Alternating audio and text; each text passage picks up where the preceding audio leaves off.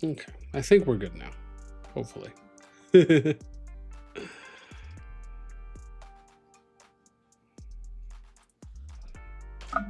maybe that more. Nice.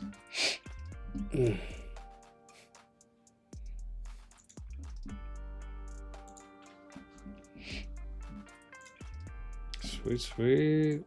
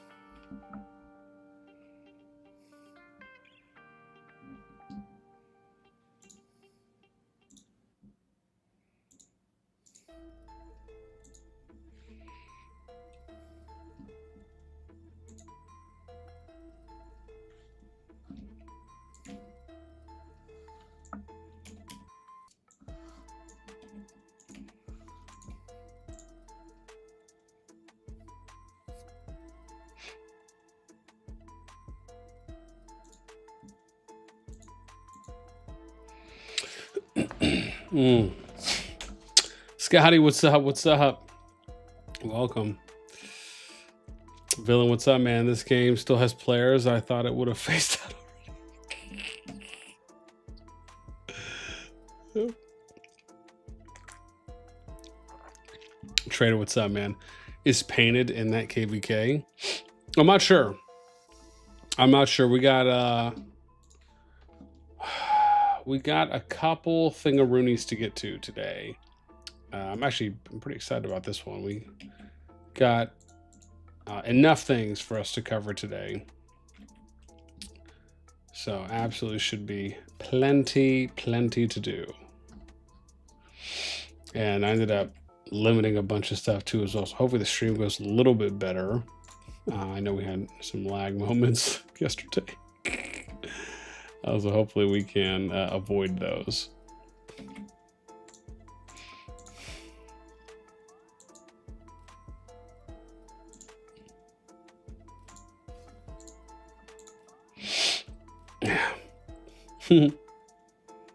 Tiana, what's up, man? Booney should be jumped. Wait, what?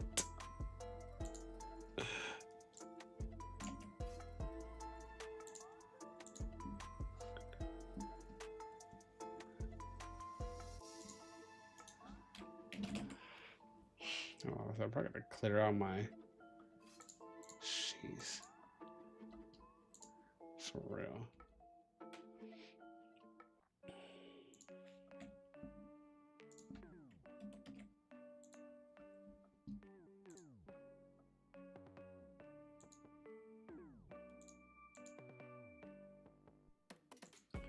Number 6 global shows. That was good. That was good. Show some respect.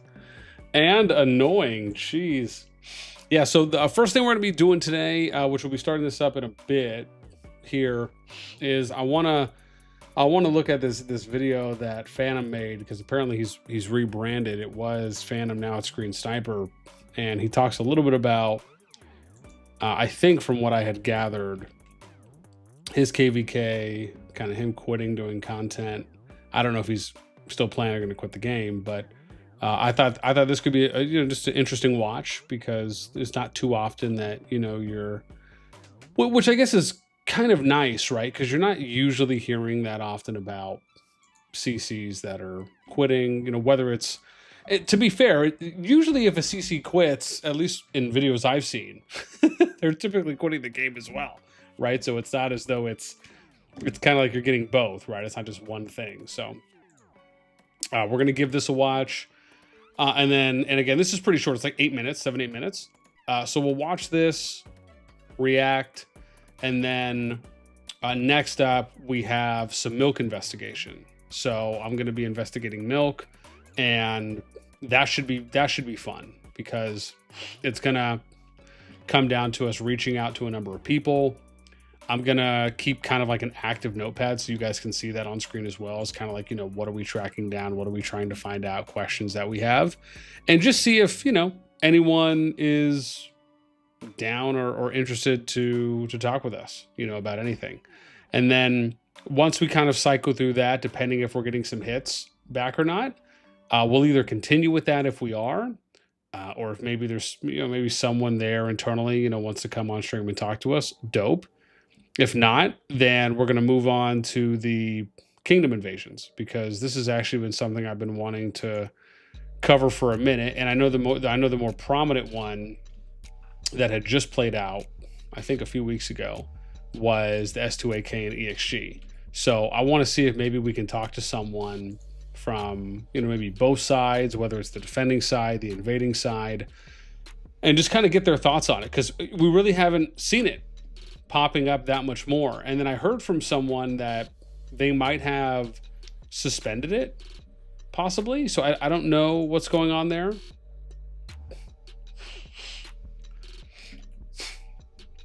So again, we're gonna figure it out. Figure it out. But yeah, like I said, lots of good stuff today.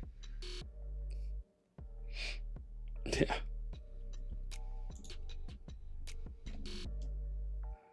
Flaming, what's up, baby?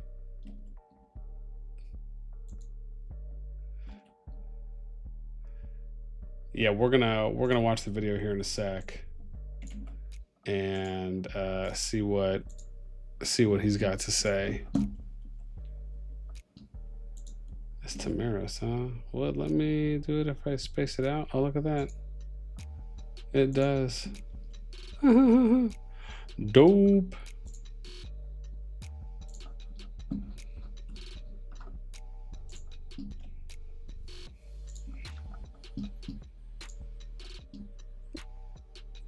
Awesome. Okay, it looks like we're still looking pretty good too as well, as long as I've seen anything like massively drop, so that's great.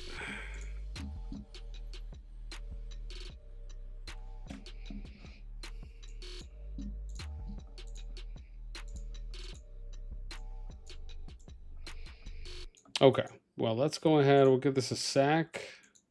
Maybe it's another minute or two, and then we'll go ahead and start this up.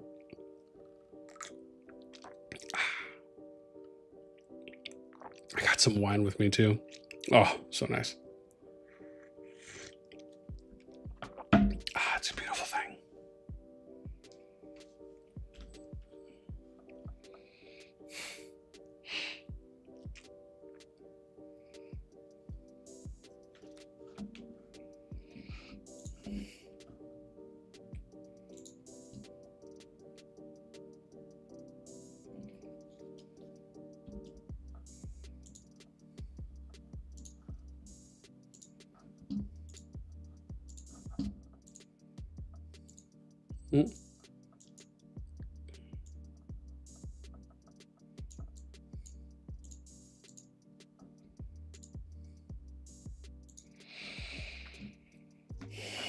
Okay, let's go ahead and I'm just gonna skadoosh this over real quick.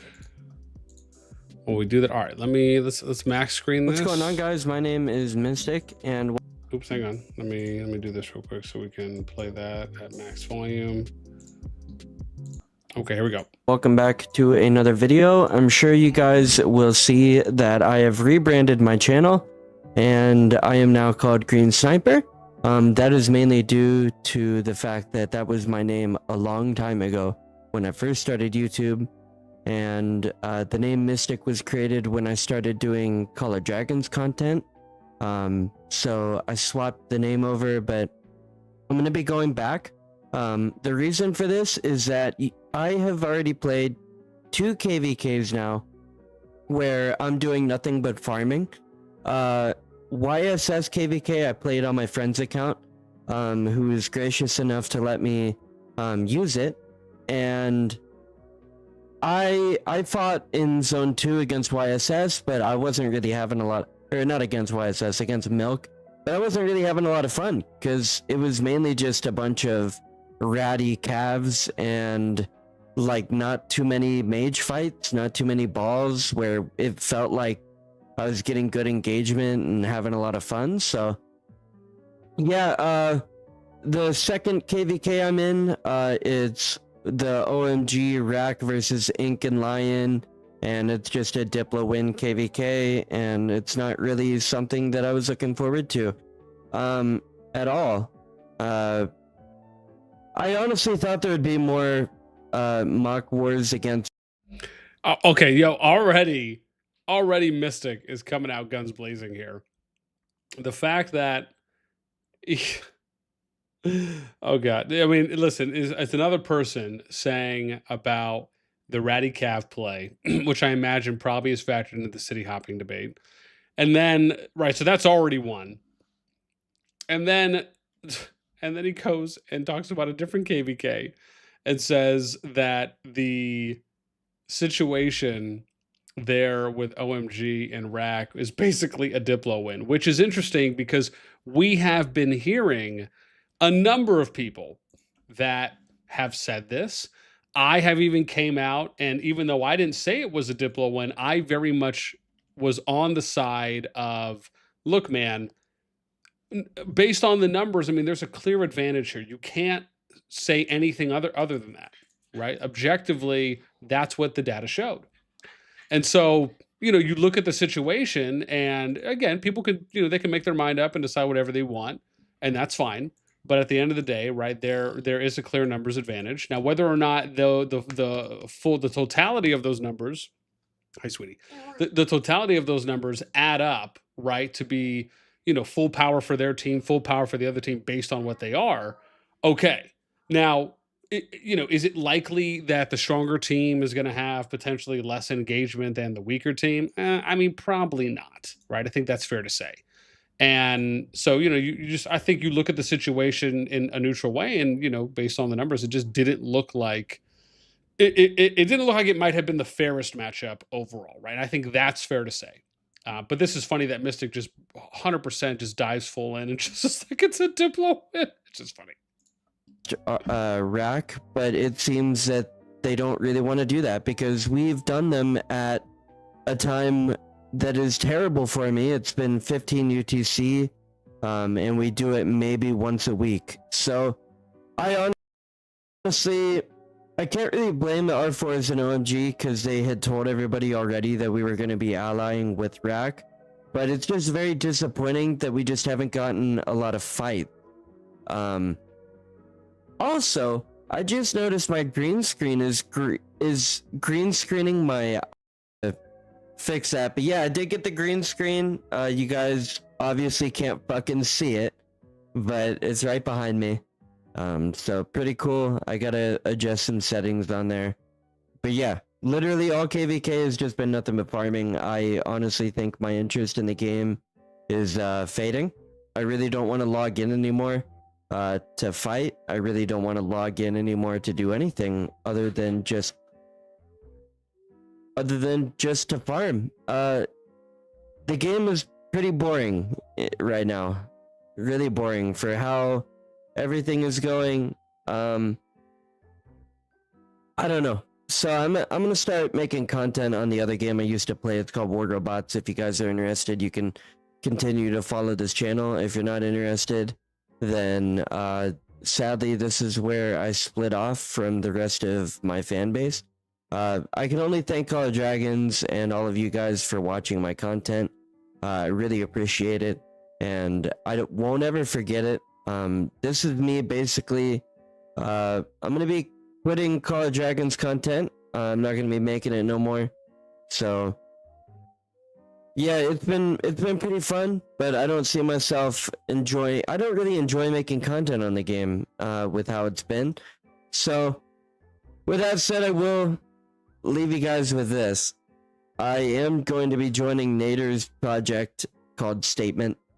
So if you guys don't know who Nader is, so I'm going to be joining Nader's project here. Okay. So again, quite a bit said there, right? Where, you know, I think to me, the thing that stands out the most is that just the lack of fighting, right? The lack of PvP when you have situations that play. And we know how this looks. We know how this play. We know how this goes. If You get into a KVK, there is nothing more disappointing than being on one side of the fence and feeling like you are not able to output or to fight for either as long or even on somewhat of an even-ish leveling playing field, right? This can be demoralizing. You can be negatively impacted by this, not only from your player base but even your management team, and this can just have ripple effects. And so I think, to me, again, I very much empathize with what Mystic is saying here, because it makes sense, right? It's, when you get into situations where the matchup almost just doesn't even feel like there's the possibility of you winning, that can also decrease your engagement, your activity, your participation, and it just continues to go down the line.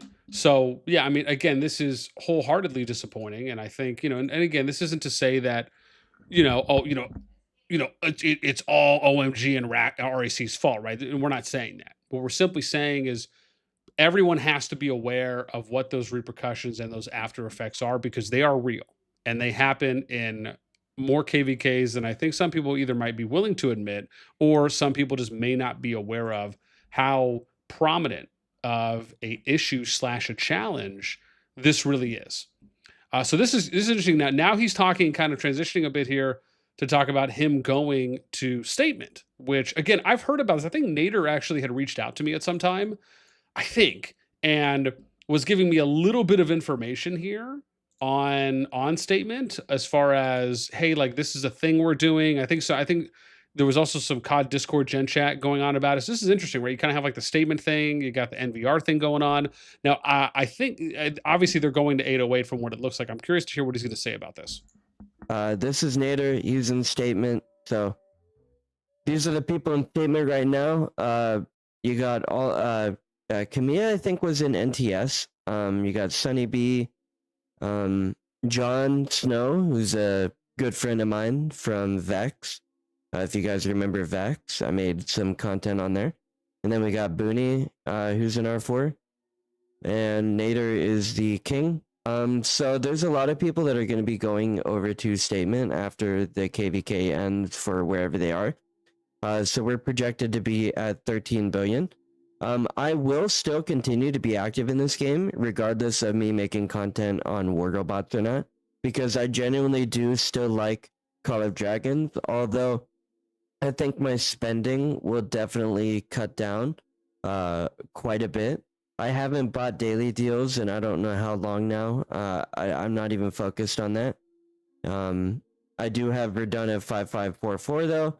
And I've got all of my mage artifacts exemplar level 5. So I'm kind of chilling on the spending until the new mages come out, and then I'll invest in those, but that's like half a year away. So yeah, Call of Dragons to me is fun to play when you're having some actual fights, and it's not fun to play at all when it's just farming. Like my interest is so downhill right now. You guys don't even know. Like the game. Okay, so let me say this, right? Let me explain what Mystic is really saying here, and I hope people can really kind of vibe with this and understand what I'm going to say, because to me it is very straightforward. When him saying it's not fun when you're not having a lot of fights, you have to understand what that correlates to. What does that actually mean is happening on, effectively, the back end? What's the core problem? How is Mystic getting into a situation where the kingdom that he's a part of and the KVK he's going into is not getting a lot of PvP? Well, very simple. Like we were alluding to earlier, if you are going in and your matchups are not as balanced as humanly possible, based on, the entirety of your pool, or maybe even the potential, like we've talked about before, when it comes like, hey, maybe they need to combine the pools. When you're not, in short, when you are not getting matchups that are as fair and as balanced as could be, and that's not only with the kingdoms that are in there, but also based on the teams that are formed. the moment this happens and you get into situations where you're, because of either, you know, one team has more of an advantage than the other team, something happens internally during the KVK, and maybe they want to do a team swap, or maybe an issue happens and now one team, one kingdom, a part of the team doesn't want to fight. I mean, take your pick, right? Or your poison on what you think could or may happen. And when these things do result in this, this is where you start getting reduced engagement, reduced interaction, reduced activity, and it all factors into the same thing. And so, right, or it all stems from more or less the same thing.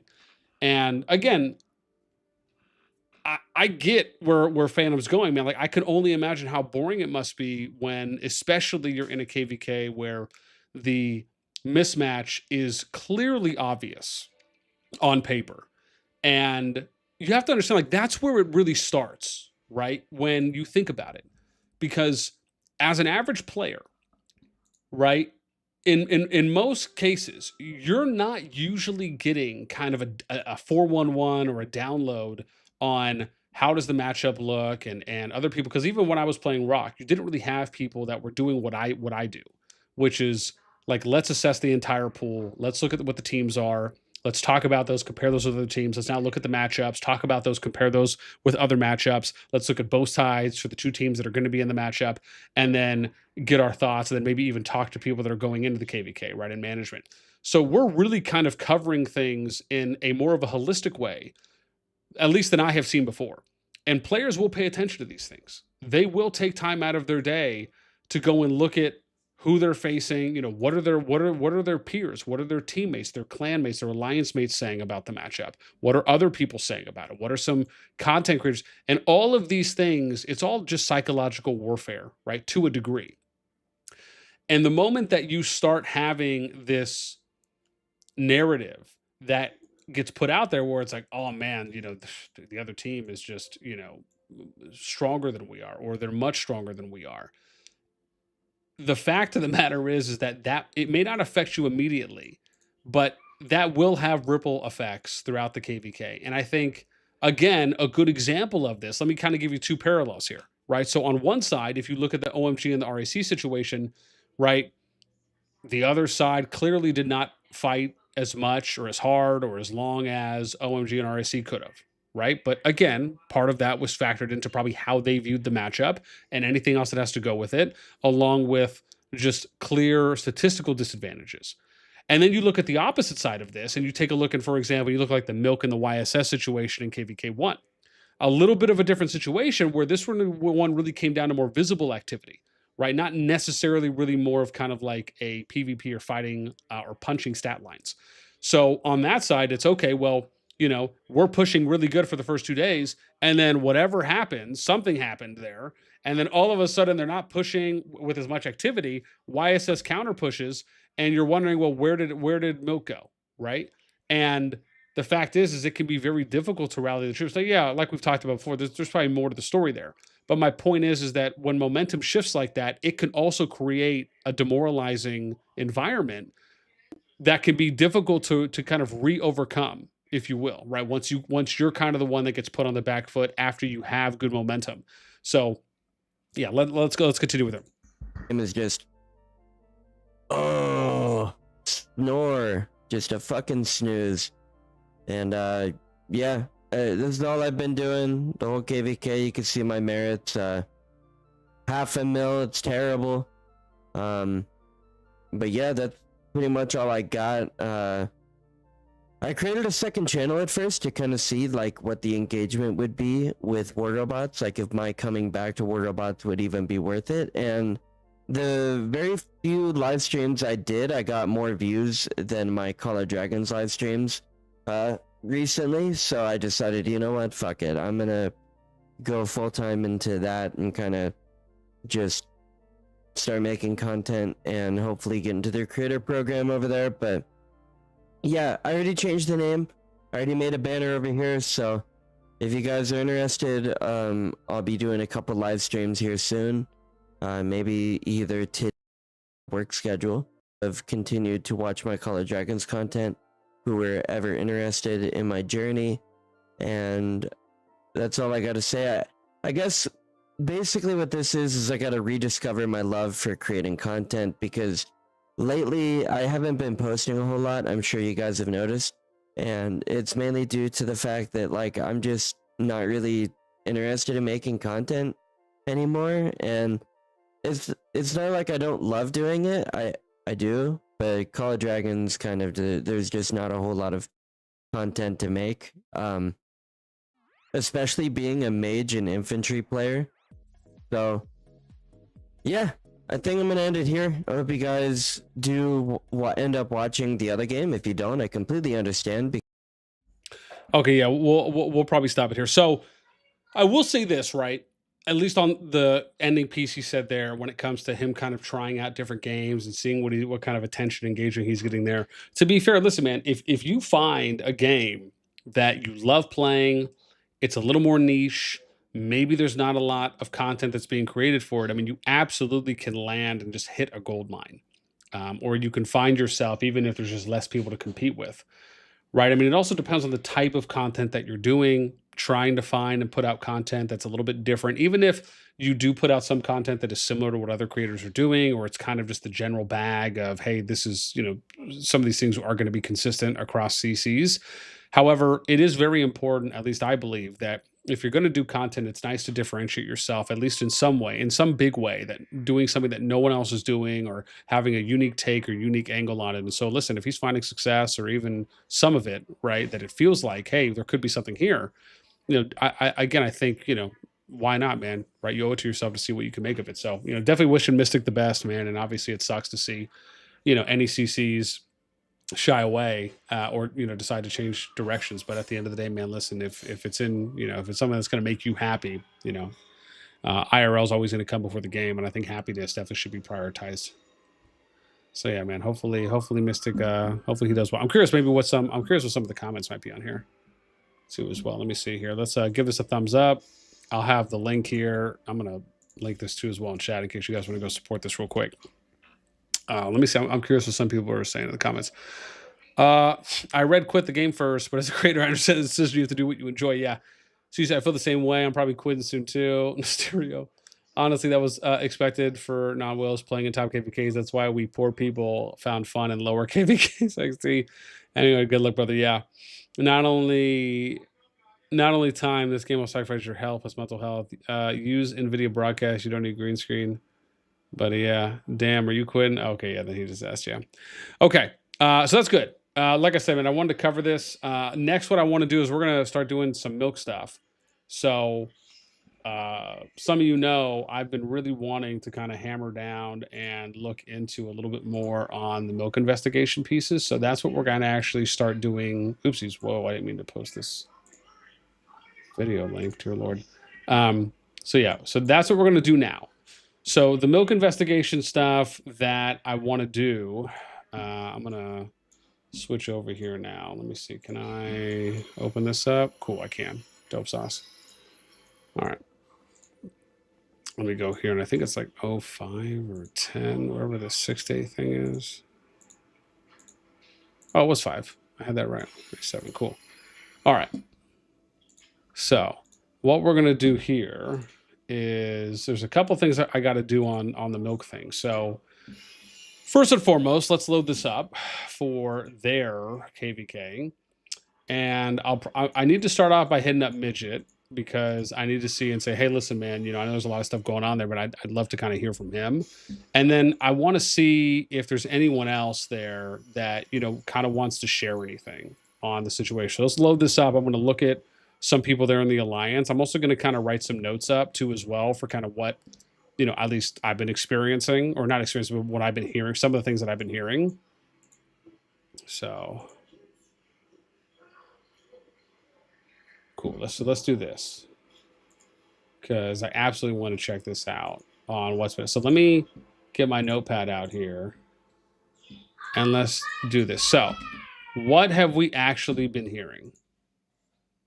Right, let's do this, and then I gotta skadoosh this over too if I can. Give me a sec here. Cool. So we're good there. Let's do this.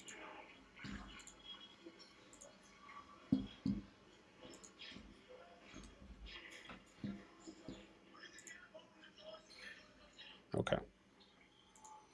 So what I want to do is let's write this down because I want to start seeing kind of like what's happening here. So just to kind of give me an idea.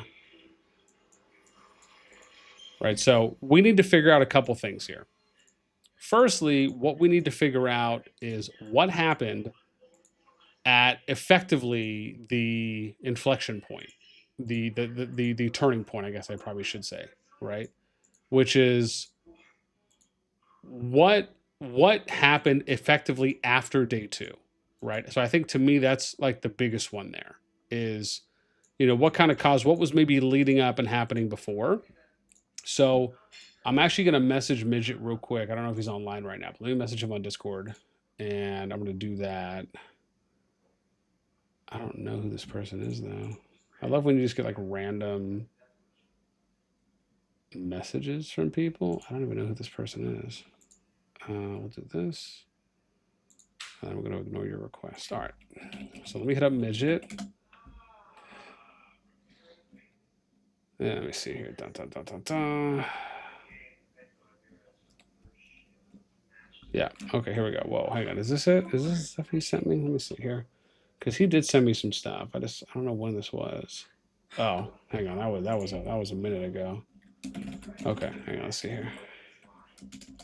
Midget wanted. I'm not saying, hey, Midget wanted to reach out and ask about the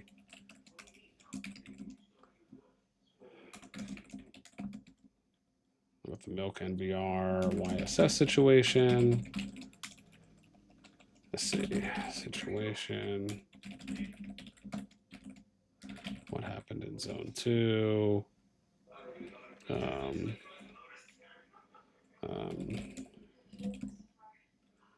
Hearing about NVR. Challenges internally. Other milk-related internal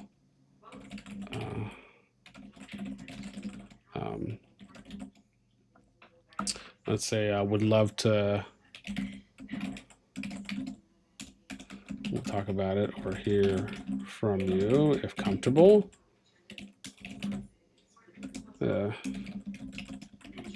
Happy to even have you come on live or offline. Just trying to see if I can get a better understanding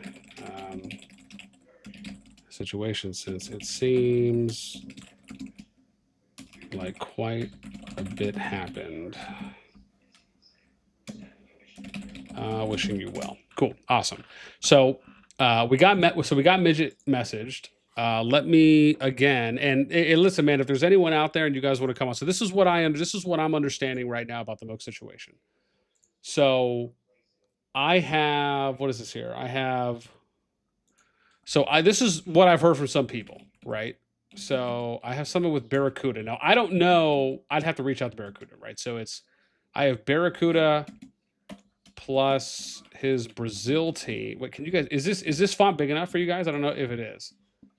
You guys have to let me know. Is this font big enough? Yeah. Doom, what's up, baby? Discordia, what's up? Turtle, what's up? You guys will let me know. If the font needs a little bit bigger, just tell me. So I have this. So I have Barracuda, his Brazil team, created conflict. Now, again, I have to vet these things. These are just things I've heard from a couple people. Created conflict with Asian team, I think. And we'll put some question marks there, right? I also heard that this group took control of shells, blocking Kirito, I'll just say Kirito milk from accessing. We'll put a question mark because, like I said, we don't know if that's true. And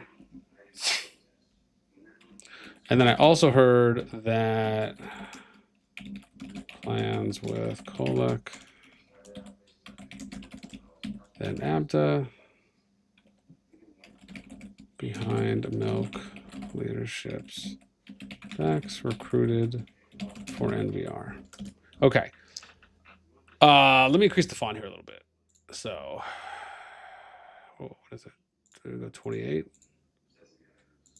Okay, we'll go like that. That's probably a little better. So, yeah, I'm gonna need to see here on because again, I can't remember who told me this. Or sorry, I guess it was a few people really. So I should probably say a few people. I gotta look at these DMs.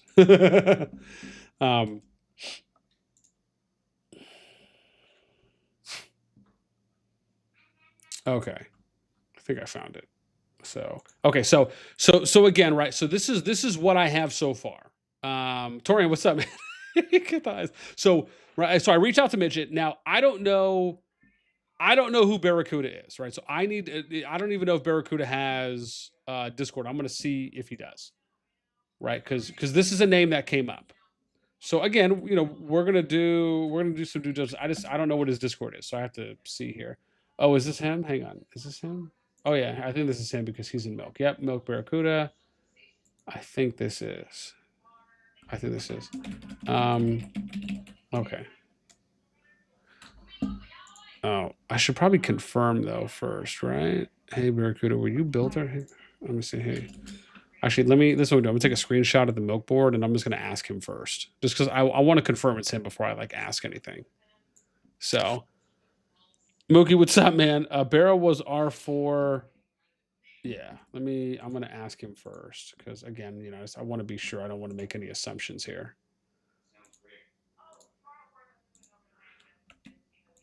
Okay, hey Barracuda. Is this you and is this you in Milk? Wanted to confirm first. Okay.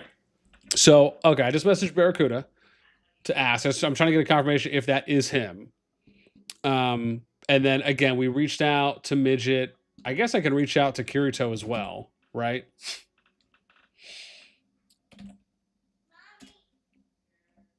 Yeah. I don't know if he's gonna respond because last time I heard from him was in May. Hey Kirito, wanted to reach out to ask about the milk situation. I've heard a couple things.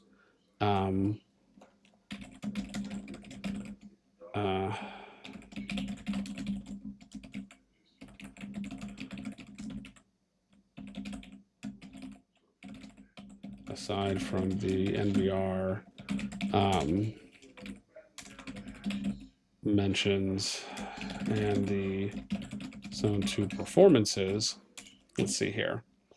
And the Zone 2 performances, are you able to provide any insight into this? Even happy to have you come on stream or talk offline if that is preferred. I'll say thank you for your time. Thank you for your time. Cool. All right.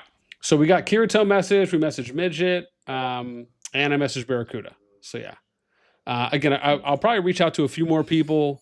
I gotta catch up on some of the other things that I've heard too as well, because there's a few other people that have like given me some updates on the situation. But like I said, I want to track things down for myself. So, I'm absolutely gonna reach out. I mean, I might even reach out to every member of.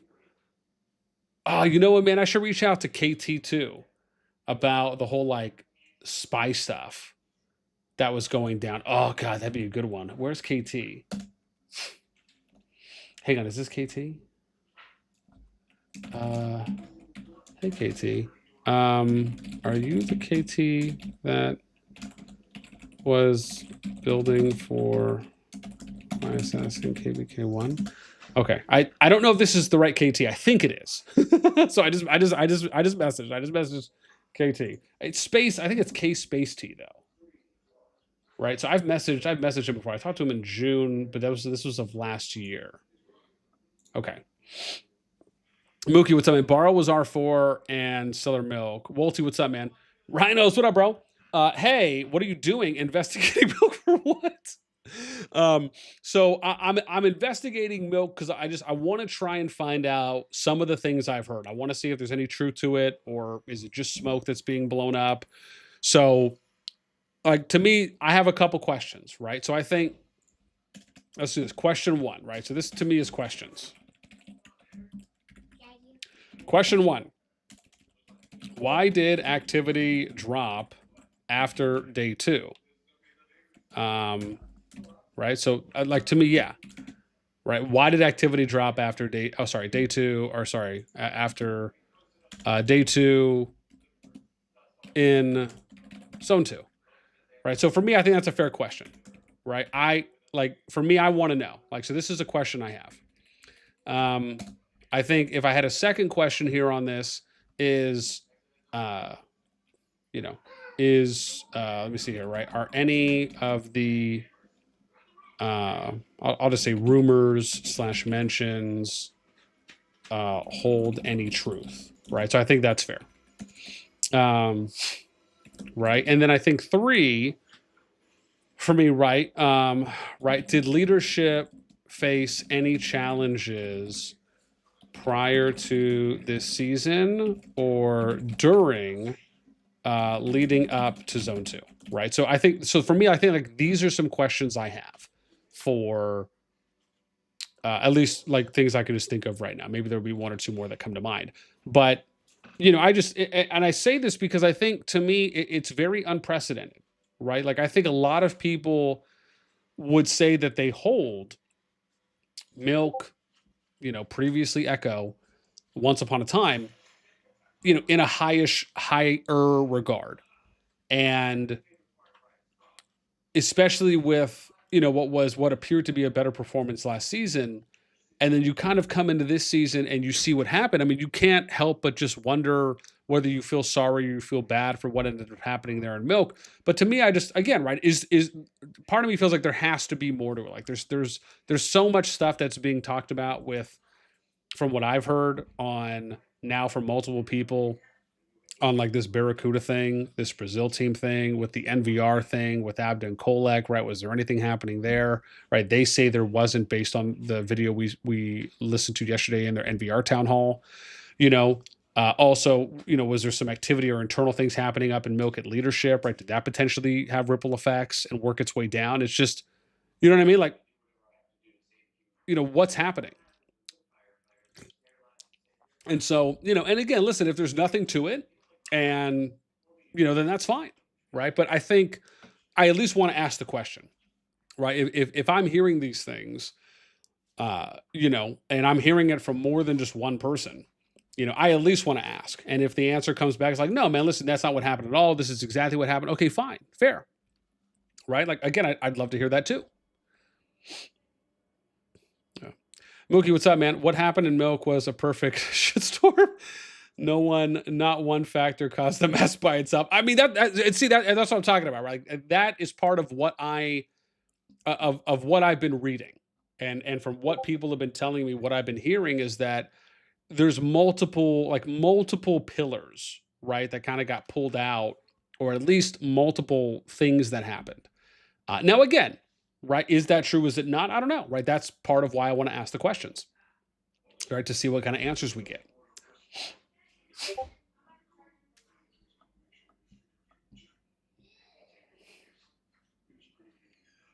Yeah.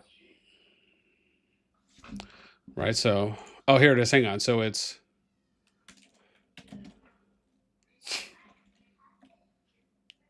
right. Right. Let's see, a spy. Oh yeah, sorry. Hang on. Yeah, see, here's this one too that I got. I guess I'll just do this. Should I just number these? Maybe that'll be easier than the hyphens, huh?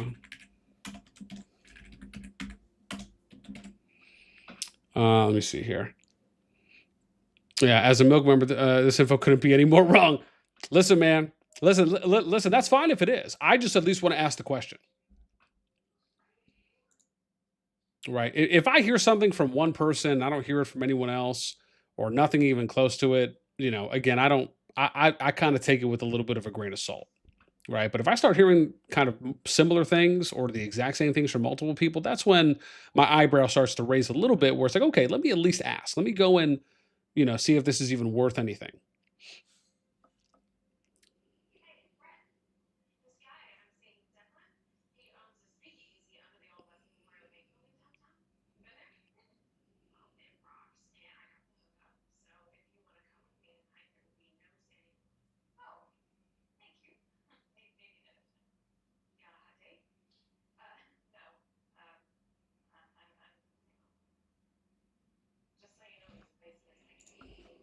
Let me see.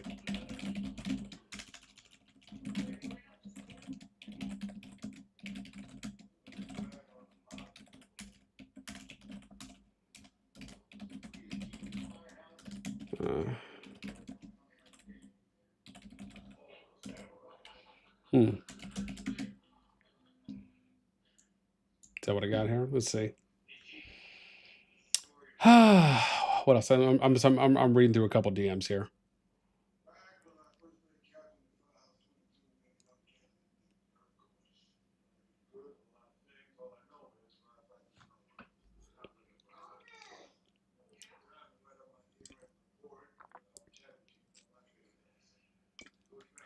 Okay, interesting. Okay, all right. So I'm starting to hear back now from looks like Barracuda and KT. I'm curious here. Okay. Okay, cool. Okay. So, oh, cool. Looks like Barracuda's hanging out. Let me see. Okay, hang on. Okay, so he just replied. Cool. Okay. Let me see.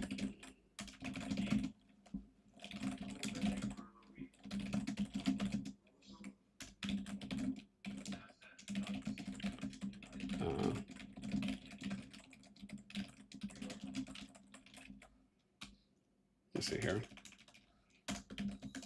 Okay.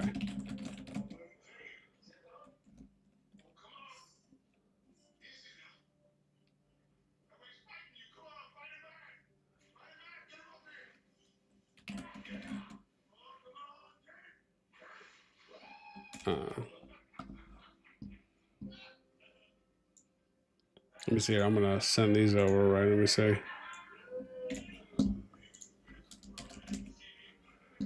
Let's do this one. What's that? 3.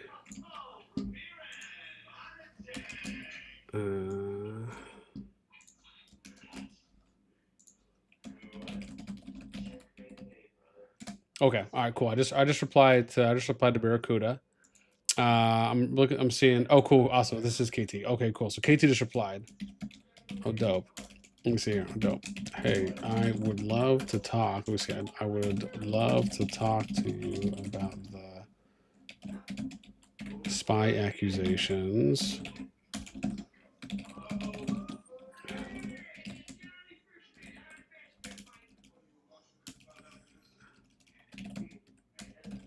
Things went down from your perspective.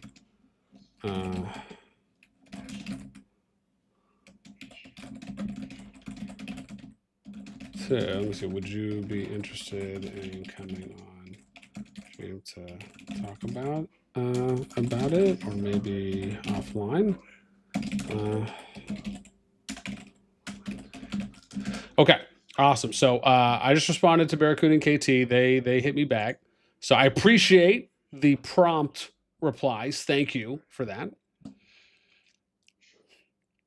Let me see. What do we have? Clear it up. Raz says, as a milk, clear it up, Raz. Turtle, Milky Milk going to be better after we get rid of the dead weight. Turtle, how much dead weight? Sniper, wow. Mystic, what's up, man? Wait, you reacted to me quitting content? Yeah, man. Listen, yo, we're always got to show some love. Always got to show some love to the peeps. Laura, what's up, man? Big fish in the house.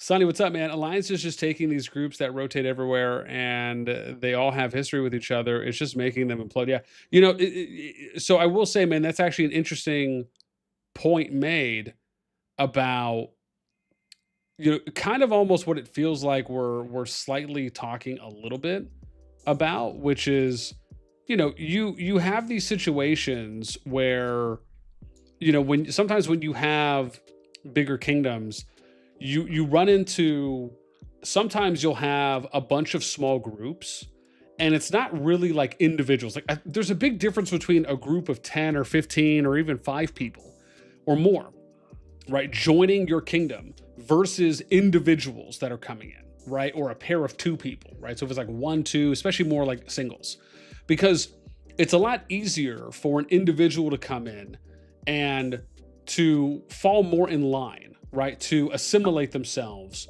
more organically with the kingdom mindset, the kingdom perspective, versus a group of people that are coming in that, again, they talk to each other on a daily basis. They have more of kind of a pack mentality on, if something happens, right, it's a lot easier for all of these people to get together and either kind of like do the confirmation bias thing, kind of circling it around each other, or decide as a group, hey man, we can just go kind of do our own thing. We actually have some leverage, have some power here.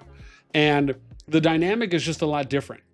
And that's why sometimes it can be a challenge when you have groups of people coming in, when they start thinking to themselves, well, we should do things this way or that way. And then you start seeing, because I've seen this happen a number of times, and they start kind of, thinking either that they have more power than they do, or they start kind of testing some boundaries in some ways.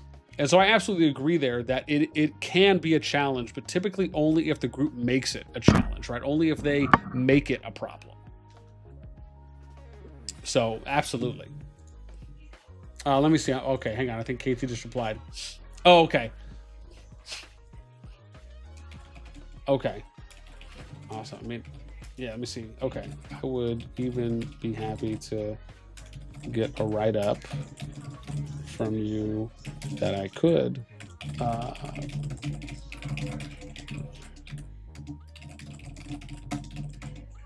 played out on your end. If you're okay. Okay, cool. So KT basically said that he would have been down to come and talk to us. He just said English isn't his first language. He's not as fluent. So I'm just asking if he's okay just kind of writing me up something that kind of explains from his perspective, and then if he's okay with us sharing that. Yeah. Yeah, so I'll see what he says. And then, like I said, man, if we, depending on how far we kind of get and we dive in here, I want to talk a little bit about the Kingdom Invasion stuff too as well, because that really is interesting me. Or I'm very interested to kind of hear about how things played out in that kind of EXG S2AK situation. So I absolutely want to try and get a little bit to the bottom of that.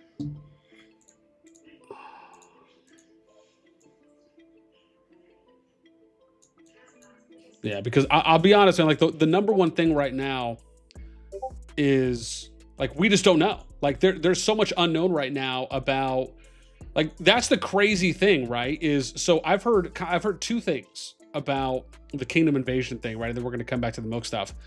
Is number one, about the Kingdom Invasion stuff, I've heard, dude, the balls on YSS, bro. First off, who thinks this was Dark's idea? The straight up cojones that they have. I mean, listen, man. I mean, you won. You do what you do, boo boo. But I mean, that's pretty nuts. Yeah.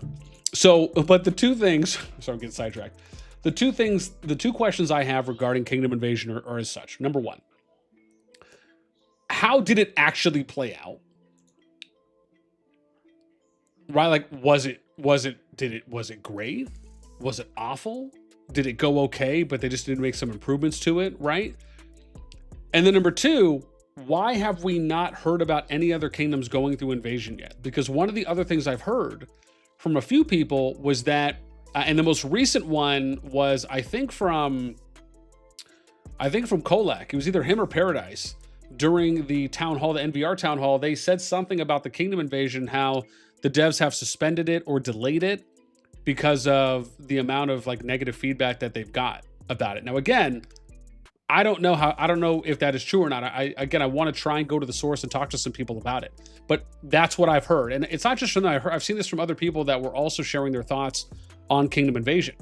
And so again, for me, I'd love to kind of hear from people that were in it, that played it. Now, again, I don't know if there's any other big kingdoms that also played or had Kingdom Invasion outside of EXG and S2AK. I just know those are the two biggest ones that were being talked about the most.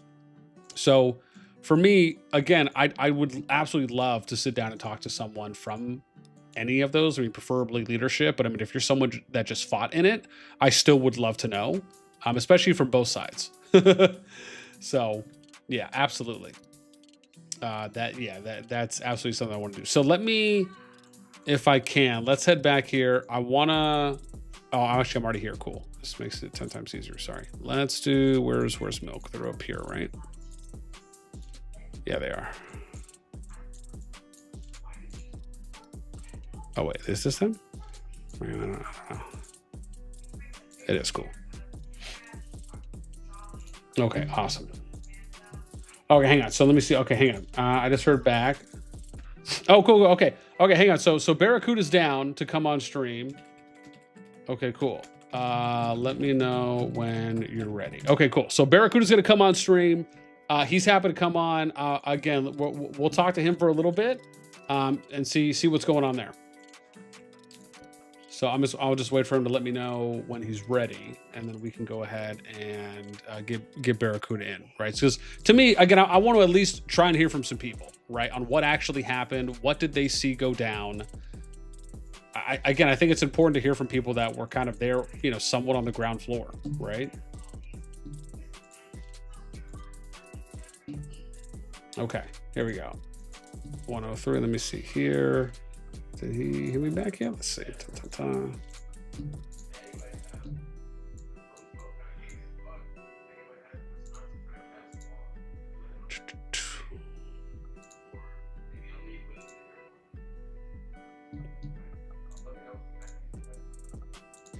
Okay. Okay, cool. Yeah. So I just asked Barracuda, I just said, let me know, man. Let me know when you're ready. And then we can do it. Let me see from KT.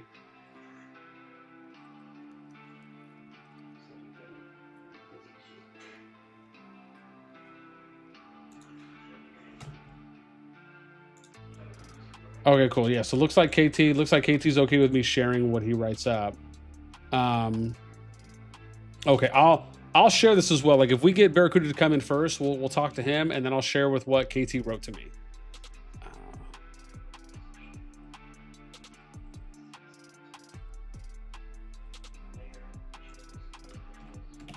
Okay.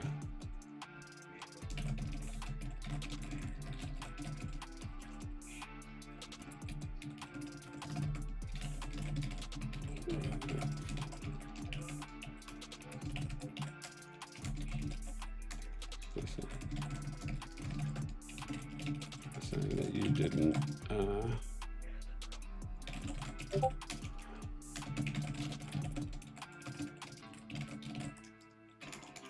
Okay.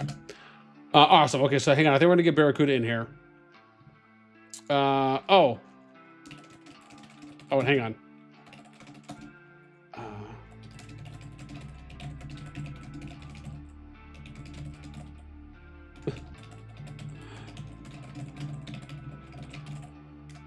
Okay. Okay, hang on. Yeah. Okay. Yeah, hang on. He's asking me now, or can we do it maybe tomorrow? So, and that's fine too. So if we push it with him, I'll read what KT told me so far, and then again, I'm gonna try and reach out to a few more people. Cap, what's up, baby? Tay, being always asking the questions we all have. Oh, I'll tell you all right. Oh, Turtle, you're saying the invasion was horrible, huh? Discordia, I would not have liked to have been the devs reading the feedback on that event. Discordia says, geez, really? It was that bad, huh? Man, that's pretty nuts. Tay says the Canadian invasion event was rough as fuck. Destruction was so fast. Tay says absolutely awful. Dion, what's up, man? Poot, LMAO, that flex YSS. I know, man, that YSS flex, absolutely, man. Sort of, haha. I'm sure they did get negative feedback. Yeah, absolute facts. Hope to never deal with it again. Discord, it was terrible. It deleted territory when it started. The build destroy buffs were crazy speed, and the reward was that they could TP anywhere, and territory protection was off kingdom wide. Yeah, so see, I heard that too as well. Like a day or so before BOW, jeez.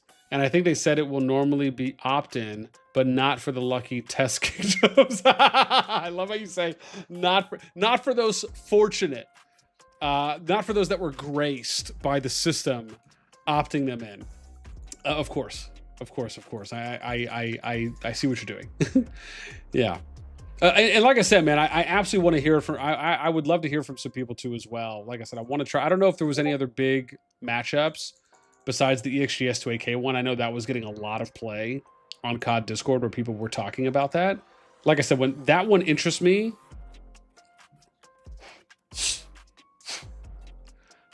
Yeah.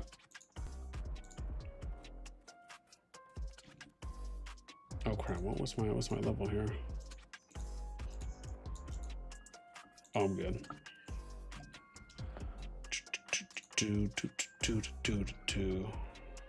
Oh. Yeah.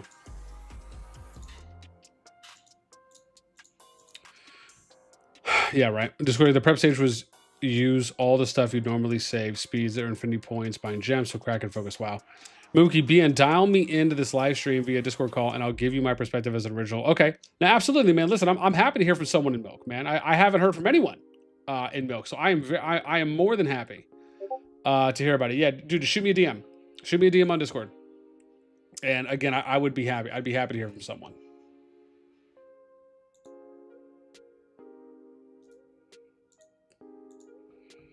Yeah, which again, for me, like I appreciate, right? Because I don't, it's not, again, I don't know. Like, I don't know, are they kind of taking the, I don't know, is Milk, are they maybe taking like the NTS approach where it's like, okay, no comment, which is fine.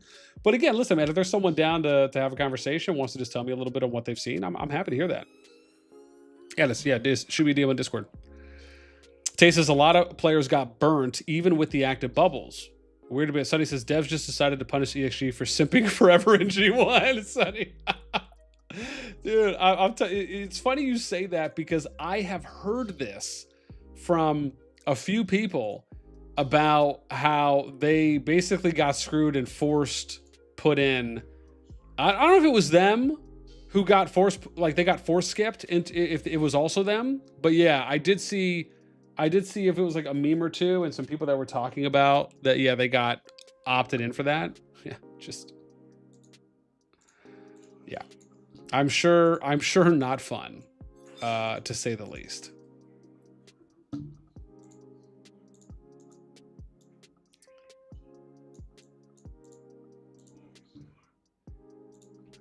Yeah, I can.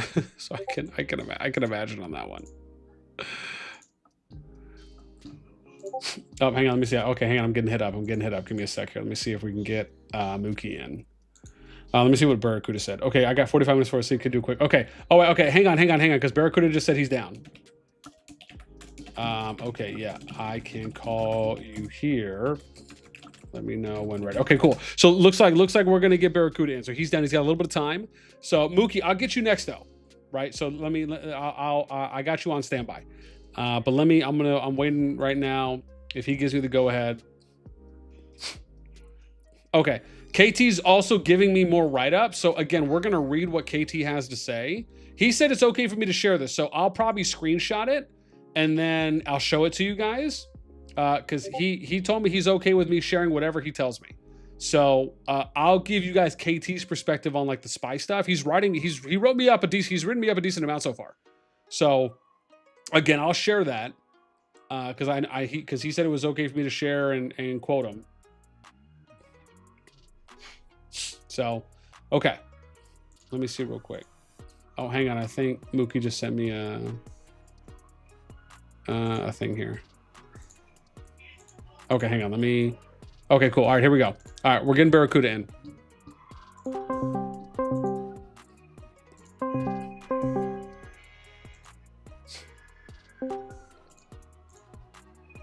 Morning. Yep. Wait for me. Hey, Barracuda, what's up, man? What's up? What a day.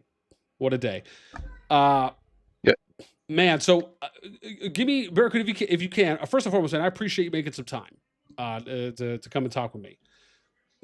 Can you, before I get into some of these questions that I, of course, would love to ask, can you give me a little bit of like lay of the land? Right? How long have you been with Milk?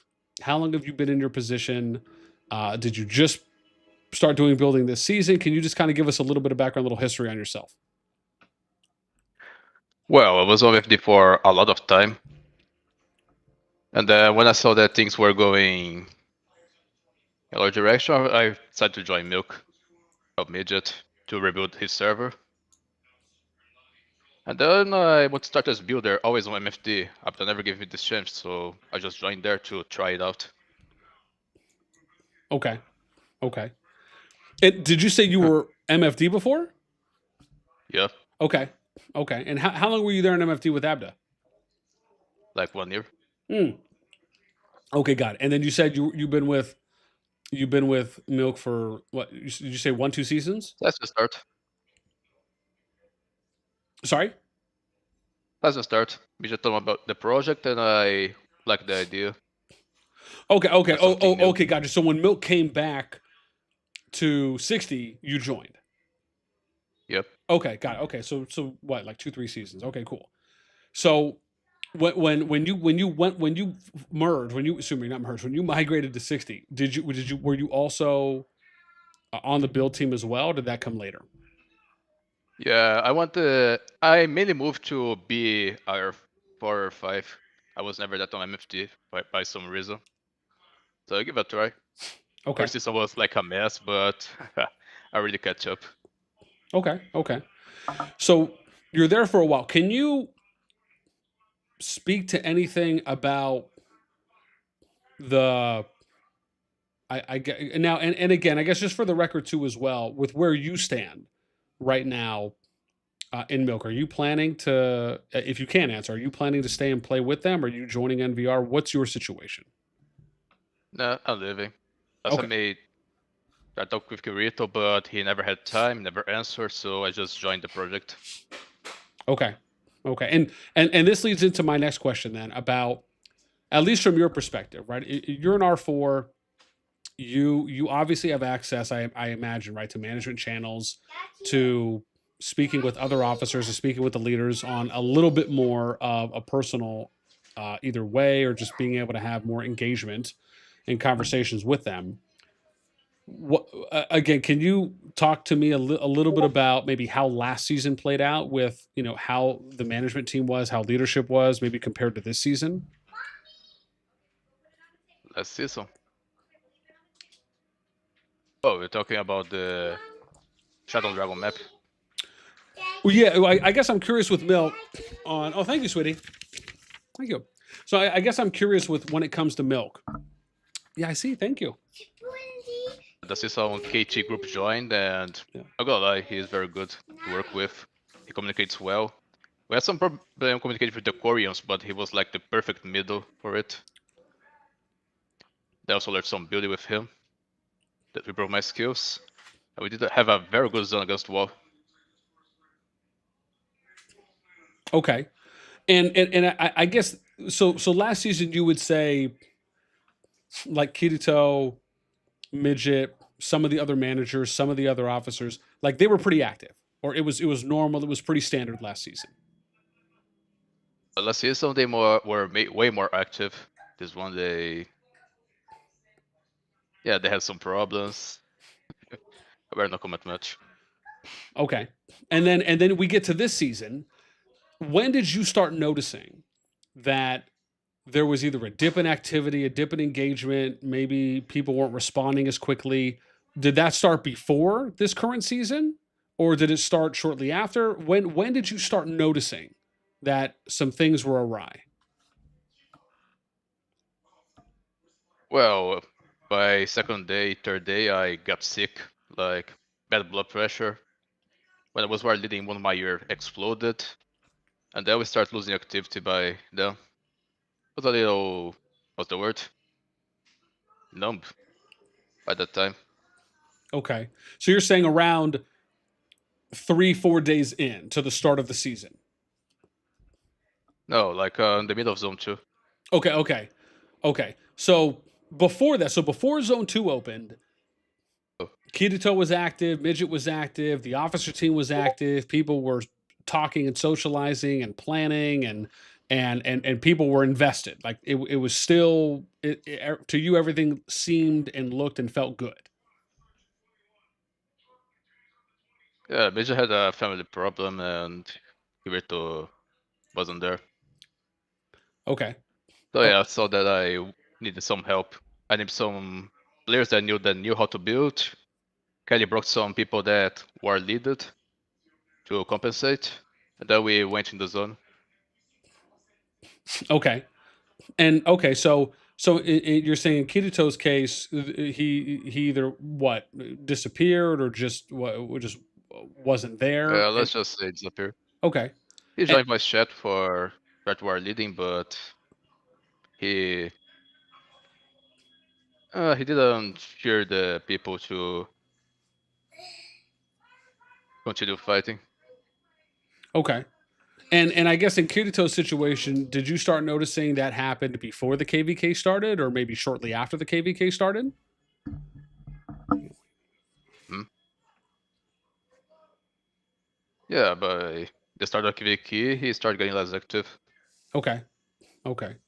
And again, was there, I guess, any reason? I mean, was it just personal reason? Was this something IRL, or was there not really an explanation or anything provided that could at least give yourself, other players, a heads up? Not the reason, but better no comment. Okay, okay, okay. So something happened, factored into the reduced activity. Okay, understood. But you're saying on Midget's end, as the CoR5, everything, at least activity wise for Midget, like everything was pretty good. It was pretty standard up until that point before Zone 2 opened. People were hyped to the zone. Everything seems fine. Okay. Yeah, they just joined. They wanna be part of the project. Okay. And then, so Zone 2 opens, and from everything I've heard, there was that people refer to in those first 2 days.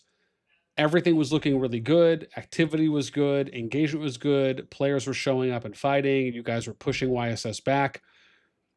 Can you tell me when it came to those first 2 days with the activity that you all had, what was the feeling like? I mean, again, was morale high? Was did it feel like there was good momentum? Or were the players really engaged? Was it, maybe as active as it was last season? Or you guys were still winning, but it wasn't as active as it was last season? I guess, how did it feel for you during those first 2 days? Expecting more activity size, we just doubled the player count, but it was like around 120. Well, for the zone, I did very good planning, and we actually overbuilt the YSS at the first moment. Okay. Okay. So environment felt good, building felt good, but then we get to the end of day 2 / the start of day 3, and something changes where, at least from accounts and reports, whether it's people stopped showing up or they weren't showing up, activity dipped. In your eyes, from what you saw being there within Milk, what happened? Was it just there wasn't an announcement that was made, so nobody knew what to do? There wasn't any instructions provided on how to defend, or hey, people were pinging, but nobody was showing up. What were people saying? What was the feeling in your eyes? What happened? Why did, from day 3 onward, it feel like a flip? Question. Could be a lot of factors, like people may not have liked the call, because we're more like a building focused call. In one of the announcements they did, yeah, there was one of trying to kick people if they don't show up. Could be the case. Excuse me. As Well, far as someone said that, or made an announcement about that, where they said if people don't show up, they're going to get kicked. yeah. Okay. Now, did that come from Midget or Kirito? Did that come from someone else? Blank. Sorry. We will leave it blank. Okay. Okay. Okay, but you're saying something was said. Okay, so there's that. Did it feel like I get was anything maybe being talked about? You know, whether it was in the alliance chat or on the Discord. Were people just tired? Was there any feedback you saw from players on maybe reasons why they weren't showing up or they weren't defending or just as active as they were during the first 2 days? Some were like out of mana. Okay.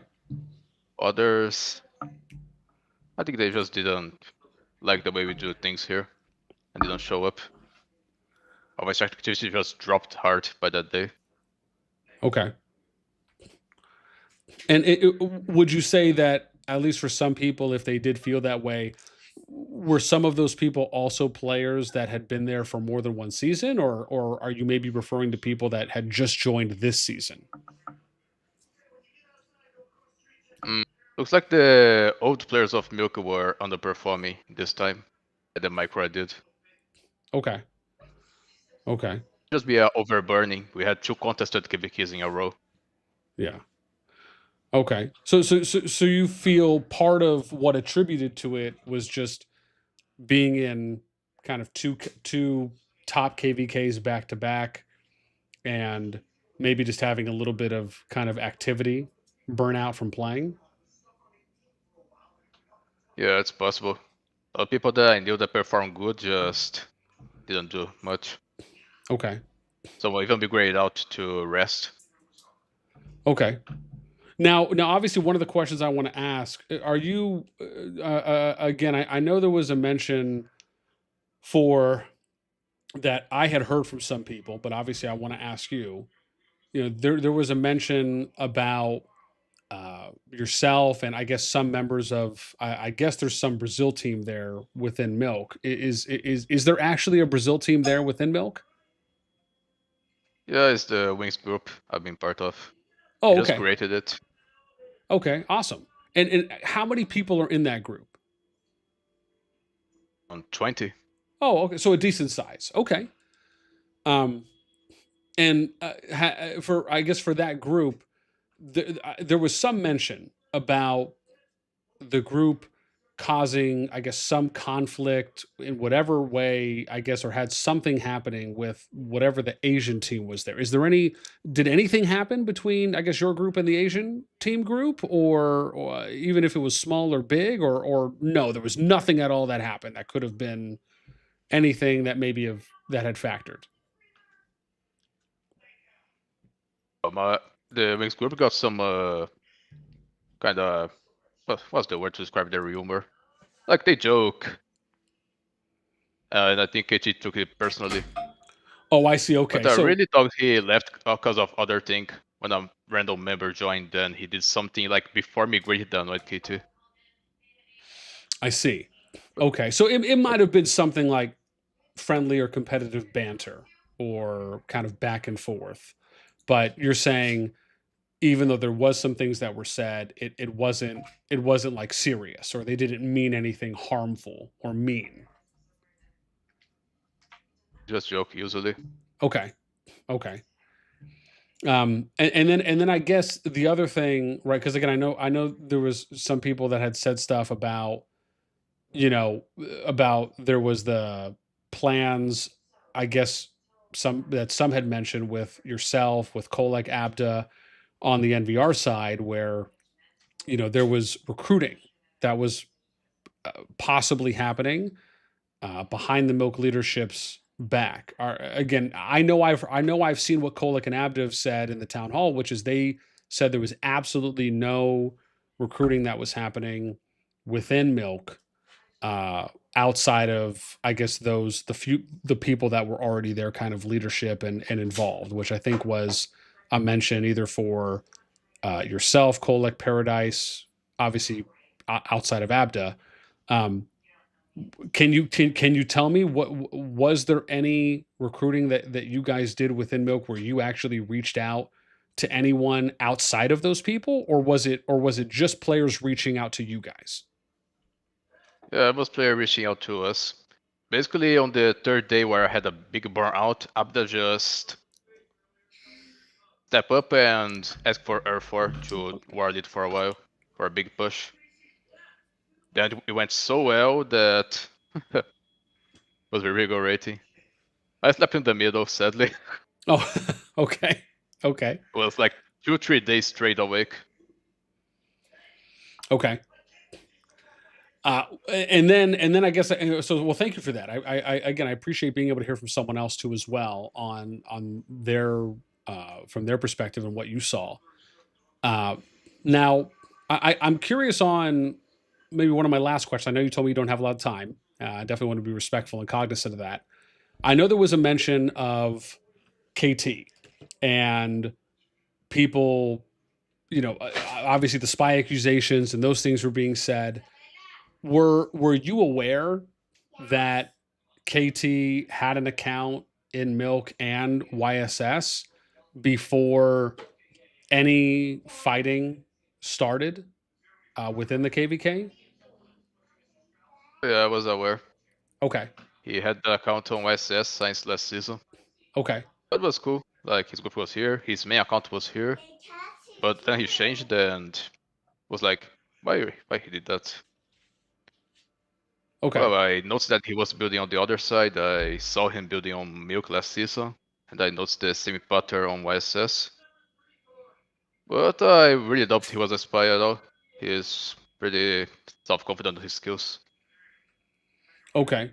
So from your perspective, you did not think that KT was spying, even though he had an account in both kingdoms. Yeah, he wasn't. Okay. Could be anyone. Spies are useless. What okay, fair enough. What do you think about the situation obviously in general, right? Where you have a player that seemingly is in both kingdoms management teams and their enemies in the KVK. Again, was there anything I guess told to KT or an ultimatum or something where it's, hey, listen, you have to pick or choose, who you're going to play with or who you're going to build for? Was there anything like that talked about, or was there any, maybe I don't even know if I would say feedback or just words that were shared, where maybe people kind of talked about the situation being a little, I'll just say sketchy, right? If you have someone who's in management teams for both kingdoms. Yeah, it's a complicated situation because he was builder on both kingdoms. So yeah, he was fated to pick a side, sadly. Okay. So I guess I'm maybe kind of near the end here. So based on how everything went within that zone two,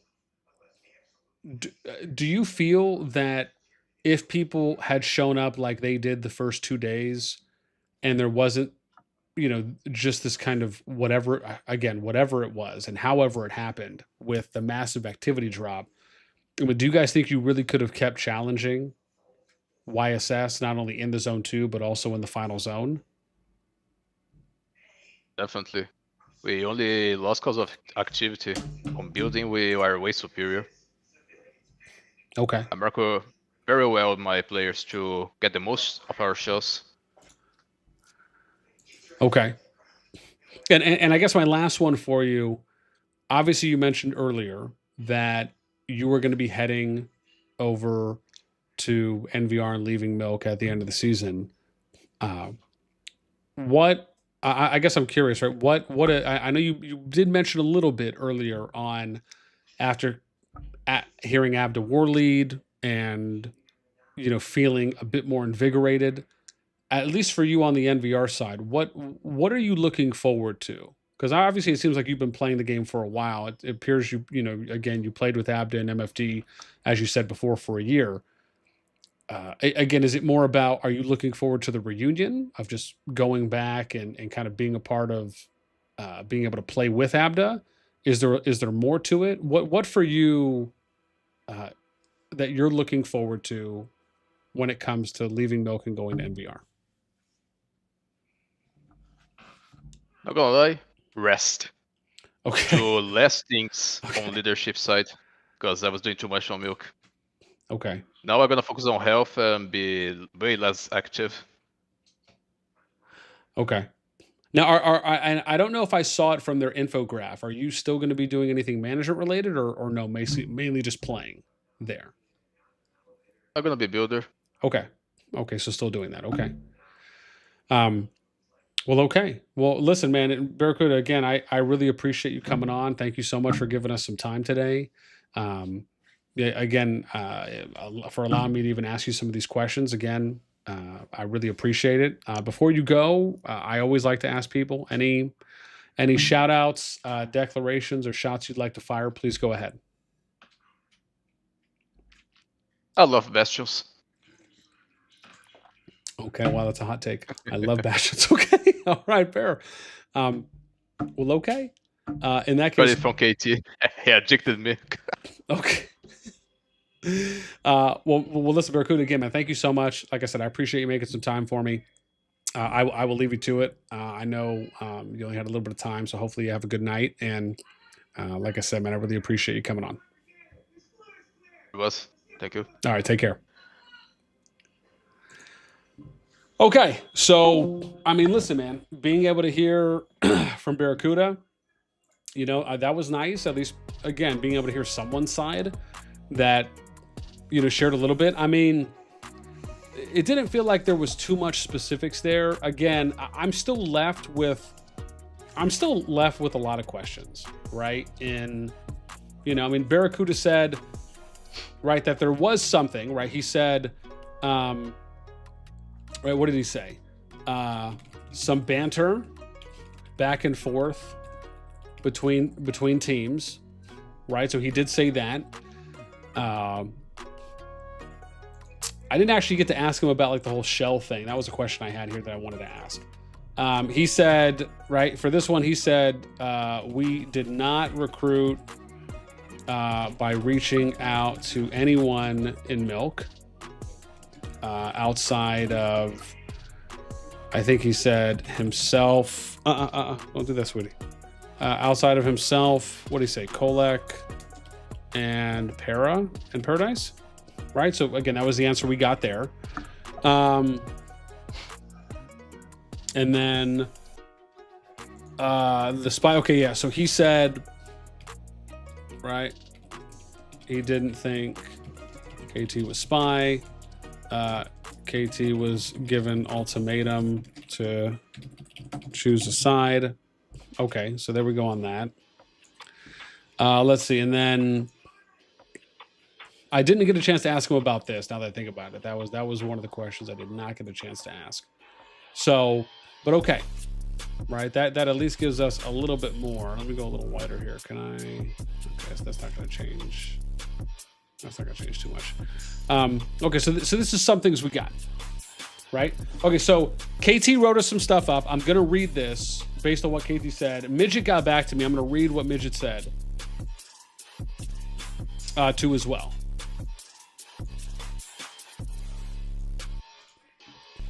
Okay. Let me see what I got. Let me see what I got from Midget.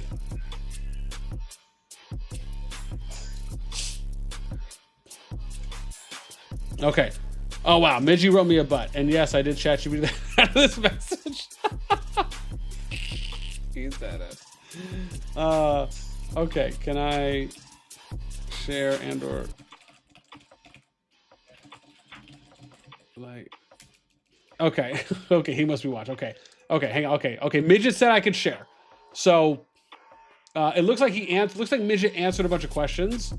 So listen, I'm just gonna show the DMs because this will actually hang on. Let me screenshot it. That'll be a little bit easier because then I could supersize it. So that's what I'm gonna do. Let me screenshot this stuff real quick because then I can supersize and make it a little bit bigger. Yeah. Give me a sec. Okay, hang on. Here's one.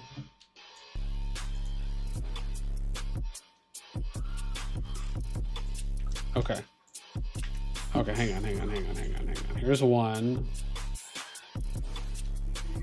Let me, and then, and like I said, then we're gonna read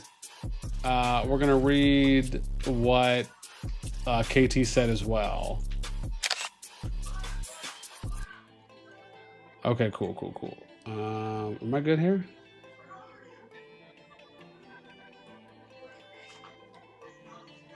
Okay, cool. So looks like I got 3 screenies here that I'm gonna take. Give me, I got one more here. Okay, cool. So let's start with this one. Let's read this. I got 3 here. So I'm gonna read this and then we'll do the next one. And I'm gonna zoom into, oops, hang on. Blow that up. Oops, hang on. What are we doing? Boom, here we go. Okay, am I good? Here we go, 4, okay, cool. So yeah, that should help me on this one too. Cool. And then that should help me on this one too. All right. So let's go ahead and read this. So again, this is from Midget. Again, he gave us perms to read. So I'm just gonna check this so he knows I saw it. And then, like I said, and then we're gonna share what KT said. So this is from Midget. In regards to the question about Barracuda and his Brazil team created conflict with the Asian team, he says, I wouldn't say Barracuda, lol. The problems mainly started with some other people after the second day of Zone 2, when they noticed KT's account in Milk wasn't performing as well as his account in YSS. Oh, interesting. Okay. In my opinion, that wasn't really something regular members should have been trying to handle themselves. Oh, wow. So some regular member peeps were messing around with that on trying to be detective and like kind of judge, jury, executioner. If anyone genuinely suspected something, they should have brought it privately to leadership and let leadership deal with it, especially since it was the middle of an active war.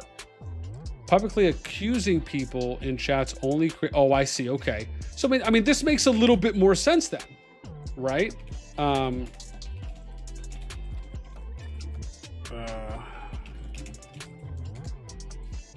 So, okay. I mean, listen, so I can empathize with that because I've seen that happen before where you have stuff that you think should kind of remain within a certain group or maybe something that is probably just meant for management, but it bleeds out into the public because people talk about it or they share a screenshot with a friend or a player. And then all of a sudden it gets passed around. And then people start talking about it in Alliance chat or in kind of a general chat on your Alliance or your Kingdom Discord. And then, you know, you're off to the races at that point. So, I mean, this makes sense to me on, you know, especially where he says publicly accusing people in chats only created more problems. I mean, yeah, absolutely. Right. It's like if people don't know the full story and they're just kind of looking at it at face value, they also don't know if the management team is already in talks, right? In this case, right, with KT and trying to kind of figure out or resolve the situation. It almost seems like what Midget's saying here is that the situation got amplified and kind of was blown out of proportion and that just kind of snowballed. He says the timeline is important here because these accusations only really started after the first 2 days of Zone 2. Interesting. This group, oh, here we go. So this is interesting, right? He's saying here that the situation with KT, he says, really amplified after the first 2 days, which again would fall in line with what we're hearing, right? On not only what we're hearing, but what we saw happen, right, from kind of day 3 onward. So I mean that's pretty nutty, right? Because that gives us at least an answer from this side. Okay. Did this group took control of shells, blocking Kirito Milk from accessing? So Midget says yes. Oh dear God. We are still asking for 2 shells to be returned even now. At this point, though, I've more or less accepted that we may just lose those 2 shells by EOS. Okay, so see, the question I would have here for Midget, though, are you eating that? Oh, good. She made you some? Oh, that's nice. So the question I would have here for Midget as a follow-up is, how many shells were you locked out of? Who had control of them? Right, and if he's saying this group, I'm imagining he's referring to the Brazilian group here, right? So that's, I guess, Barracuda's group, and just again to kind of just say that. But the Brazil group, was it only 2 shells, or is he making this seem like, okay, well, it was it's 2 shells now, but it was more shells earlier? So, I mean, and on top of that, were these shells useful? Right? Could they have been used in the Zone 2 war against YSS, right? So for me, those would be my 2 or 3 questions as kind of a follow-up there. Okay. Barracuda made plans with Kolek and Adam behind Milk Leadership's back, recruited every year. He says, no comment on that. I'm not really sure what the intention behind the question is. At the end of the day, everyone is free to decide whether they want to stay or leave. Okay. I mean, okay. Respect. Okay. Respect their fair answer, right? If he doesn't know. Now, I will explain. The intent for my question was because I've heard from people. I see Max is there. I see. Now, and I say that because from what I've heard from people is that some people have said that they were recruiting or they were plotting, you know, for the downfall of Milk or to cause internal issues to maybe also factor into additional recruitment. That's what I've heard from some people. Now, again, as always, haven't seen anything to prove that. So for me, asking someone who's a part of Milk leadership, maybe you would have had a player or some people that reached out to you and said, hey, someone from NVR tried to recruit me, right? Or someone from these 3 or 4 people, right, had tried to recruit me. Like they were the ones to reach out to me. It wasn't me reaching out to them. That's what I mean by that. Because a player, especially if they're loyal to Milk, or at least loyal to the point of where they're going to stay, there's a chance they might have messaged a leader, right? Whether that's Midget, whether that's Kirito, or maybe someone else. And they might have said that, like just kind of giving a heads up. Like I've had situations like that happen in products I've ran before where you've had someone who's outside of the kingdom, an external recruiter from another kingdom, and they'll message people in your kingdom recruiting, and then I'll get messaged with a screenshot saying, hey boss, this person from this kingdom, so-and-so, right? Just letting you know they're reaching out to people and recruiting, right? Which is fine. There's nothing necessarily wrong with something like, I guess, in that particular situation. This one's a little bit different. So again, that's why I'm curious on that, just to explain a little bit of that side. Now, new Raz, Abda married Bastions in another life. Pulverizer, what's up? Protec, what's up? Kirito made an announcement about putting players on a cut list. Okay. GTX, thanks for the sub, man. Appreciate that. Nippert says, Abda offered to take me into private dark room if I migrate. I'm sure he did. Laura, lol, dude, still crying about those sub shells. I didn't complain at all when I was getting my permissions nuked. Oh, geez. Rip WAO by the hands on Milk. Pulverizer, day 3 of Zone 2 was the best recruitment ad NVR could have asked for. I mean, I guess from that lane, to a degree, you're probably not wrong. Okay. Milk calling KT a spy. So he says, this goes back to what I said in number 1. The timeline matters. Okay. Nobody in Milk leadership called KT a spy. Okay, fair. It was a small number of members who started accusing him after the first 2 days of Zone 2. Okay. So again, that appears to fall in line. Now, obviously, that can easily be disproven if there's something out there and they want to show.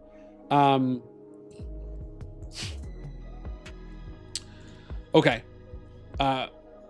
Fair. Okay. When things stopped going as well for us and people started looking for explanations for why the zone was going badly, if members had genuine concerns, they should have brought them to leadership instead of turning it into public accusations. Okay. So again, this is illuminating, right? Because you're hearing here from Midget on how it looked. Now, I will just say, I understand this situation, right? Where I've seen situations like this happen before, where you can have a few people that are just flaming a tiny ember, and that ember turns into a full-blown fire. And at least from the explanation Midget's giving us here on what he saw play out, is that it was a few bad actors that ended up stirring the pot and continued to probably keep going, not letting it go, potentially and or even amplified, right, their voices.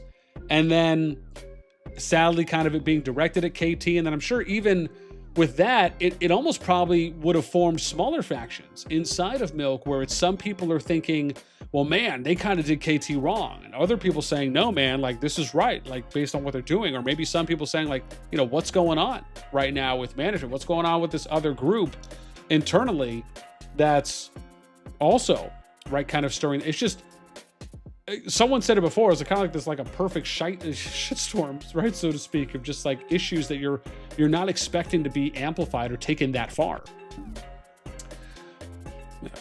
Money says, I don't think KT was the reason for anything. If people would have continued to play, I bet things would look different now. No, absolutely. And again, right? But I think it is fair to acknowledge the KT situation, because I think from other players' perspectives, if they're seeing other people talk about the KT situation and that he may or may not have been a spy, or saying, well, you know, here's his account in YSS, he's been building in YSS as an example, right? You would end up having, you can have people that start to doubt on, well, hey, if they're not addressing this and this is going on, why are we going to fight if he might be sharing plans with YSS from Milk, right? Like, that is a logical line of thinking that some people could have come to, or something around that could factor into. So I do think that even though you know, again, no one's over here saying KT was publicly advocating or publicly doing this or that affected, but I think the ramifications, right, the effects of it for some other players absolutely, right, could have been impacted. And it at least seems or appears that some of them were. Okay. If members, right, and this is fair, if members had genuine concerns, they should have brought them to leadership instead of turning it into public accusations. Absolutely. I agree with this 100-fold, which to me almost makes it feel like, you know, did Midget and Kirito and the rest of their management team kind of just get put into this impossible situation, right? Again, right, pending nothing else happened. Okay. Some players, oh wait, hang on, let me see what else here. Midget says, "Being what I meant in the message I sent to you is them accusing KT is a cop-out for them try." Oh no, absolutely. And again, I understand where you're going with that there, right? And part of that is my point, is that, yeah, absolutely, you shouldn't be sitting there taking it and blasting it all across, right? You should go and ask, I said that earlier, is that you should go and figure things out and not just assume something is happening where it's not happening. So I agree with that, is that if people were using that as an excuse, as it were, absolutely, right? That should not be something that you're falling back on and saying, well, okay, that's my reason, or part of my reason, if not a full reason, right, for not being active. Absolutely. Sonny, what's up? Looking at from the outside, it seems to me that Milk members had reasonable concerns. I mean, what do you expect when people play in two alliances that are No, absolutely. And that's also my point there, Sonny, is that if you have someone who's playing in two alliances, especially if they're enemies, right? It'd be different if, you know, KT was playing in, you know, one of their allies, right? Or their allied kingdom. Probably no issue there, right? Nothing happens.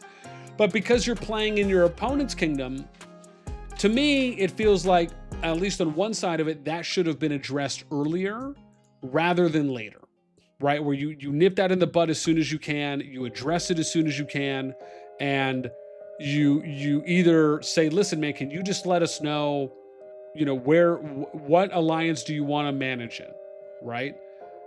Because that, we need to know that, right? Or you take it upon yourself and you just say, look, just for this season, as long as we are enemies, right, we're just going to temporarily remove your access, right? If you want to, if you're going to play in both kingdoms, and it's only going to be for this season.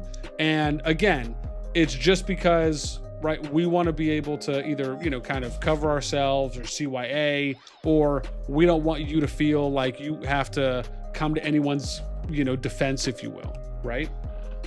So I think that's important, is again, maybe trying to nip it in the bud early. Now, maybe they did, maybe they didn't, I don't know on that one. Okay, so some players in Milk, oh, is that for me? Oh, thank you. Is this like, what, 20 bucks? Oh, that's actually pretty good. It's like 80 bucks, like 60 bucks. Wow.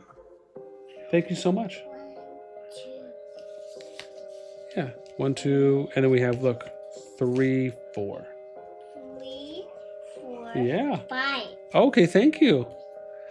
Okay, here we go. Some players in Milk stopped playing while the spy situation was being resolved. Oh, so interesting. So he says 100% true here from Midget. Okay. Oh, dear God, I'm sorry. I didn't realize that I had the, oops, hang on. I didn't realize I had the sound thing up super high. My apologies there. Okay. I'm shocked no one said anything to me. They're like, oh yeah, we're just rocking out right now while we can barely hear boss. Okay, we had people openly saying that they would not play because of the situation. Obviously, leadership cannot physically force people to log in or fight, of course, but that kind of mentality is something we could address after the season when deciding who should remain in the kingdom. Okay, listen, I mean, to be fair, man, it's kind of a based reply here. I don't really have anything else to really say. I mean, I think this is the right approach, right, that Midget and company had, which is, you know, you're over here talking about this is my thing, right? Spies do not matter when you are overwhelming your opponent with activity and tactics and strategy. It does not matter for, I would argue for the most part, on what a spy says or what they don't say. Because even if they say everything, they still have to be able to show up to counter you at every single time you're going to push. So again, I do agree here, right? And that's just kind of my general stance on the whole spy thing. But I do agree here on this with Midget. Okay, why did activity drop after day 2? So he says it's a mixture of several things. Some people thought the zone was already won. Okay, damn. Oh, so it's like, it's kind of like a victory high, man. Like you drank too much of the Kool-Aid. Some people thought the YS said the zone was already won after how well the first 2 days went. Others started running out of. Okay, so we also heard this as well, right? So Barracuda confirmed this when we talked to Barracuda. He said that some people were running out of resources. Okay, Midget confirms that too. You also have to remember that when we came from 2 back-to-back KVKs where the Dragon was decided only 3 or 4 days before end of season, that meant both. Oh, I see those are shoes. Oh, those are the donut shoes. I love those. Both seasons had more than a week of heavy final zone fighting, so some people were already coming into the season with a lot of accumulated fatigue. Okay, fair enough. Again, I think that's again a reasonable answer. They're based on how the players were not only feeling, but if they're depleted or they're drained, you know, based on maybe how much they could do. Okay. And then on top of that, some players mentally checked out because of the whole KT situation and the internal arguments surrounding it. Okay. I mean, again, I feel like Midget's kind of laying it all out here. Like it is starting to make a lot more sense, right? So there wasn't one single reason. It was a combination of overconfidence, resource mana issues, fatigue, unnecessary internal drama. Okay. So I'll say this, right? The overconfidence part is unfortunate. And obviously only for the people that affects, because you would think that, you know, if people, I mean, it's like, I mean, what do you, I mean, this is my thing. Like okay, I am fine with you using the overconfidence argument of saying like, hey man, we felt like the zone was already won in zone 2. But if you take that same approach when it comes to the final zone, like, dude, you can kick rocks. That makes absolutely no sense to me. That's where you should fight your heart out, pushing them back, let it all rip, right? Obviously for the people that can, clearly. On the part of the resource mana issues, part of me wonders, well, is that a bigger conversation that maybe goes into how fast the KVKs are starting? Should we maybe add a week or 2 weeks between the KVKs and try and figure out some way to fill that in between time where people have a little bit more time to recover? Should there be more rewards that are provided if you're going to end up having fast and quick turnaround times? Like, part of me just feels like there's a bigger conversation there, because Midget isn't the only one who has said this to me. Next, right? Fatigue. Okay. I think the fatigue part to me kind of goes into, I think that is similar to the resource mana issues and how quick of a turnaround the KVKs are as well, where maybe you wouldn't feel potentially as fatigued in the event if you had a little bit more time between the KVKs, right? At least to name a couple things. And then the part on the unnecessary internal drama. I mean, listen, right? If true, everything played out that way. Yeah. I mean, I think that's fair to say. You know, there was doubt that was created and was instilled in some people's minds based on what appears to be the accusations made from some people in a group towards, against, at KT. And then, you know, now you're just kind of in the jungle, man, rumbling with other people that decide to join. It's like, okay, we're going to hop on the bus here, hop on the bus there. Okay. The other thing I will say, and I've said this before, right? And I said this earlier, is that if you knew, right, if you know that someone, like I said, right, is playing both accounts, my thing, pretty simply, just address it early, right? Don't let it get to this point. Because if you're asking me on was there a level of avoidability? Was this a controllable situation or uncontrollable situation? Could this have been avoided or was it unavoidable? To me, this situation with KT, 100% avoidable, 100% controllable.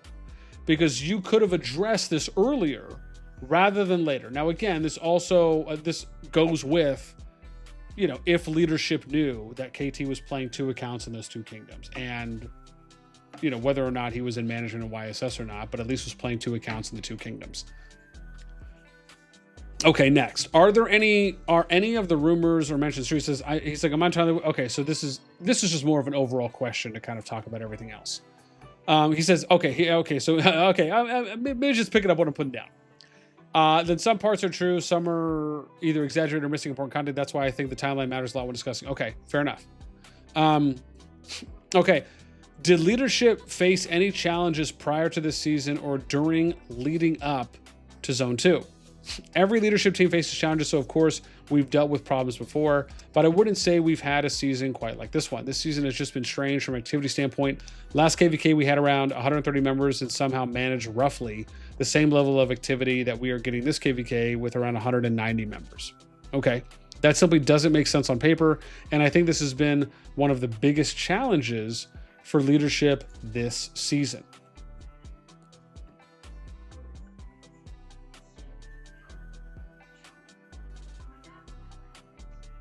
Okay. Well, listen, man, that's everything from Midget.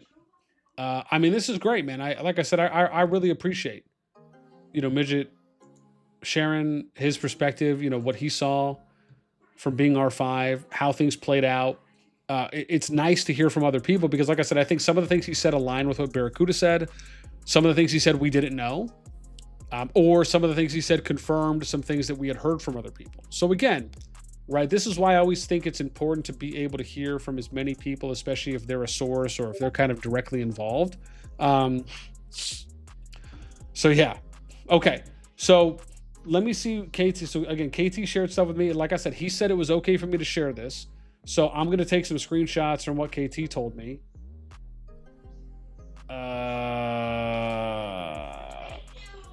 Hang on, where is it? Okay, hang on. Here's one. Give me a sec. And is it going to pop up on my right? Okay, it is. So, and then he wrote me 2 big ones, I think. Okay, cool. Let me just grab these 2 big ones here that he wrote me. Okay. Okay, here we go. Is this? Okay, here we go. Okay, so here's one, and then here's, okay, cool. All right, so here's the 2 KT sent me. Again, I already asked him. He said this was fine to share. So KT says this. Right, first of all, since Milk and YSS ended up in the same KVK1 this season, even before the season started, people were already questioning which side I would build for and whether I might. Oh, interesting. So KT saying that there was some people that came and talked to him. Now, again, I don't know who that is. He says, after that, I told Milk leadership that I didn't want to be at the center of any drama, so I would take a break from being a builder for this KVK. Okay. So him saying he's not going to build for anyone, because if you're saying that, I assume that means you're not going to build for YSS and you're not going to build for Milk. Okay. But he didn't say he wouldn't still be a player. So there's that, unless he says that in the next one. Okay. I also made an announcement about it so everyone was aware. Okay, so again, this confirms that people knew, right? So the opportunity to potentially address this earlier, prior to any fighting at the last possible moment, or at least at the beginning of the KVK, if not before, was there. And that kind of goes into my whole, what I was saying earlier, like, right, avoidable, controllable scenario. Next. KT says, after that, when YSS made a mistake on the first day of the fighting in Zone 2, it's also true that some YSS members blamed me, saying things like, it's KT's fault. Oh, wow. So he was getting blamed by YSS as well. Wow. It's KT's fault, or KT is a spy. It's also true that the situation became bad enough that YSS was close to losing Zone 2. Wow. Okay. So acknowledging what we had heard. At this point, since Milk was winning, Milk members weren't really questioning me much. I'm sure. It's either that or it's like, hey, we know what team you're playing for. They were mostly joking around and teasing me about being a spy. Okay, so kind of all in good fun. However, things changed starting from the third day of the Zone 2 fighting. After YSS launched a surprise attack and most of Milk's members, members stopped showing up on the field and largely disappearing, some groups and members within Milk started going beyond jokes. So, based on what KT's saying, it almost feels like there was something else that happened that started causing some conflict or some challenges, some hurdles there. And then the direction changed and shifted to addressing KT. So I almost wonder, was like the shell thing about them limiting or having control of the milk shells, was that the thing that was like the catalyst to start it? And then once there started to like be some doubt that was sown or some conflict that was starting to appear, then it's like, okay, let's switch trajectories and now start looking at KT? Or was it something else? Was it the shell thing and something else? Yes. Okay. They seriously accused me of being a spy and criticized me for having low merit in Alliance chat for quite a long time. I mean, listen, man, yeah, anytime someone's getting berated like that, especially if you're not doing anything, I can only imagine how that feels, right? It's probably humiliating and degrading, and it probably makes you think like, man, how long especially if KT's been playing there longer than a season, or even if he's shown up in other seasons before where no one questioned his performance, it's got to almost feel like a letdown or a betrayal of trust. I also admit that I overreacted to some extent in that situation, and I regret that it ended up turning into such a major conflict. Okay, respect there, right? If you have any level of self-awareness, or you feel like, you know what, maybe I could have approached or handled it a little bit differently, respect, right? I think that's good on you. Even though I would say, based on this, if he's the one initially getting accused, it's not really on him, right? It's first and foremost on those people. But of course, he is in control of what he says, right? And what he does. So again, I still think that's big for him to address that and to acknowledge that. Lastly, at the start of YSS's season, my mentor, Emong, who I had previously played with in SSG, drew up the overall plan. And after that, the existing YSS build team handled the overall planning for Zone 2. Okay, last season I was extremely committed to building. I was building in both YSS's KVK1 and Milk's KVK2 at the same time, while also fighting on 2 accounts. But this season, even before the season started, I told the R5s of both Milk, okay, so here we go, of both Milk and YSS, that I would not be building for either side. After the conflict broke out, though, I didn't really care much about sticking to that agreement anymore. Oh, interesting. So, wow. I mean, so that's a pretty, so that's a pretty big one. So basically saying that after all this happened, he did start building for someone again. And I guess maybe we would indicate that he went to go build for YSS, if so. Okay. So, dude, there we go. I mean, listen. I mean, he corroborated some of the stuff that Midget said, some of the stuff that Barracuda said, right? And then obviously being able to hear a little bit more here from KT is great, because now it feels like we're filling some holes and some gaps here. Yeah. I'm just telling KT, thank you for the write-up. Wow. Okay, let me catch up on chat here real quick.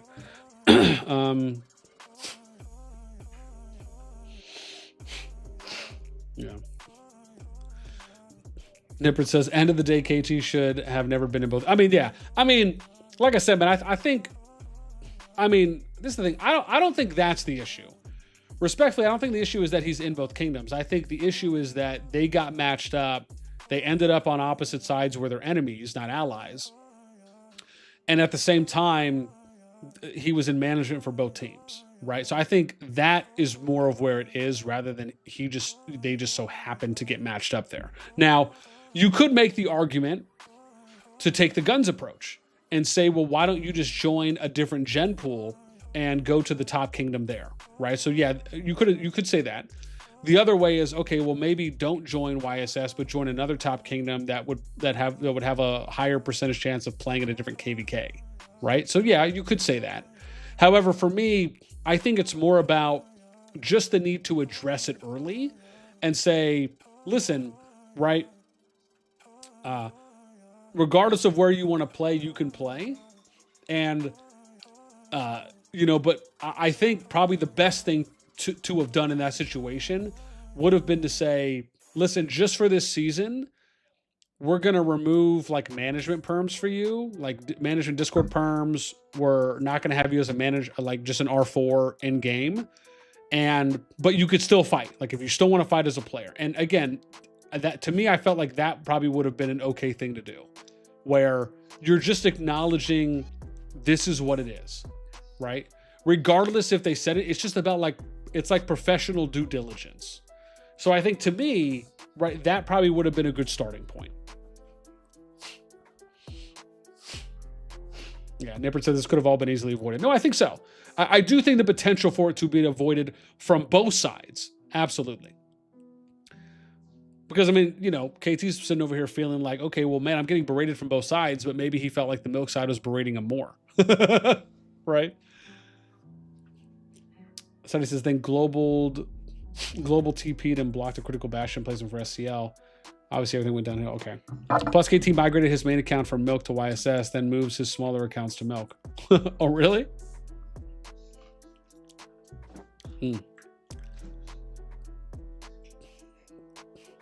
Oh, okay. Wow.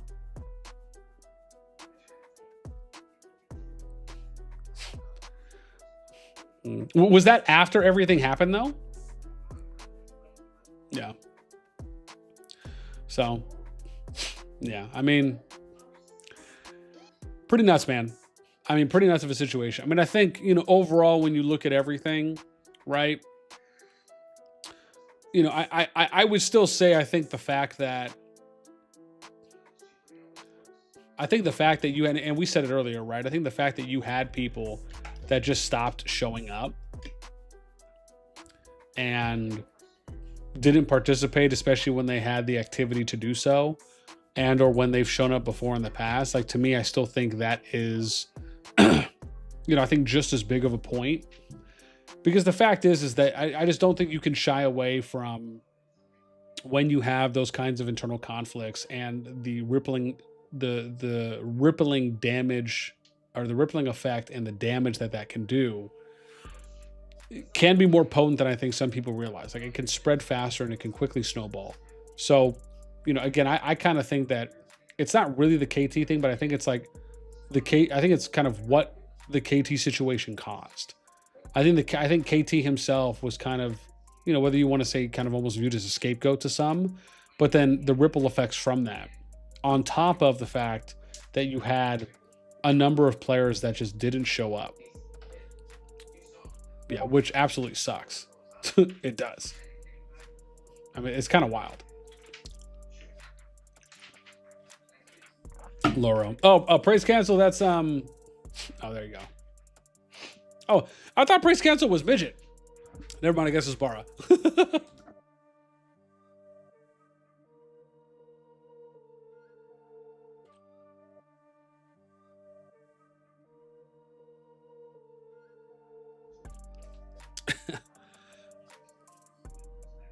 I'm calling. Oh, noob. There you go. Oh, never mind. Oh, it is midget. Okay. Okay, never mind. Okay, it is midget. That's what I thought.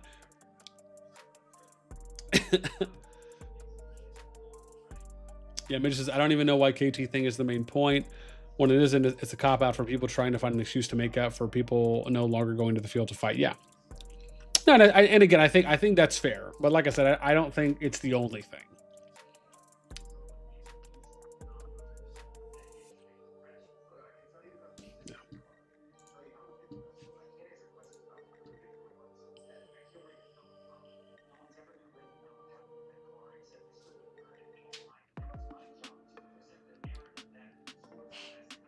Uh-oh. Uh-oh. Hang on. I'm getting some stuff.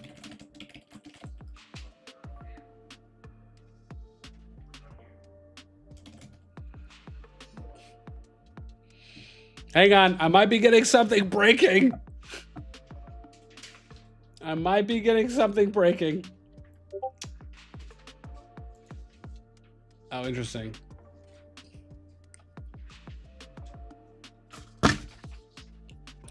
Oh, thank you. Oh, you wrote this for me? Oh, thank you, sweetie. Let's save that and put it right there. Mitch says, anyways, good night. Good night, man. This didn't help. Too many people call me. My gameplay is basically throw every hero in hand with infantry. Fair.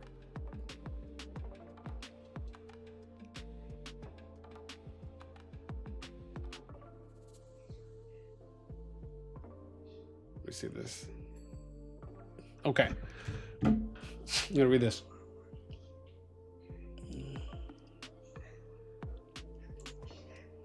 Hang on, I just got sent something. I'm just reading it real quick.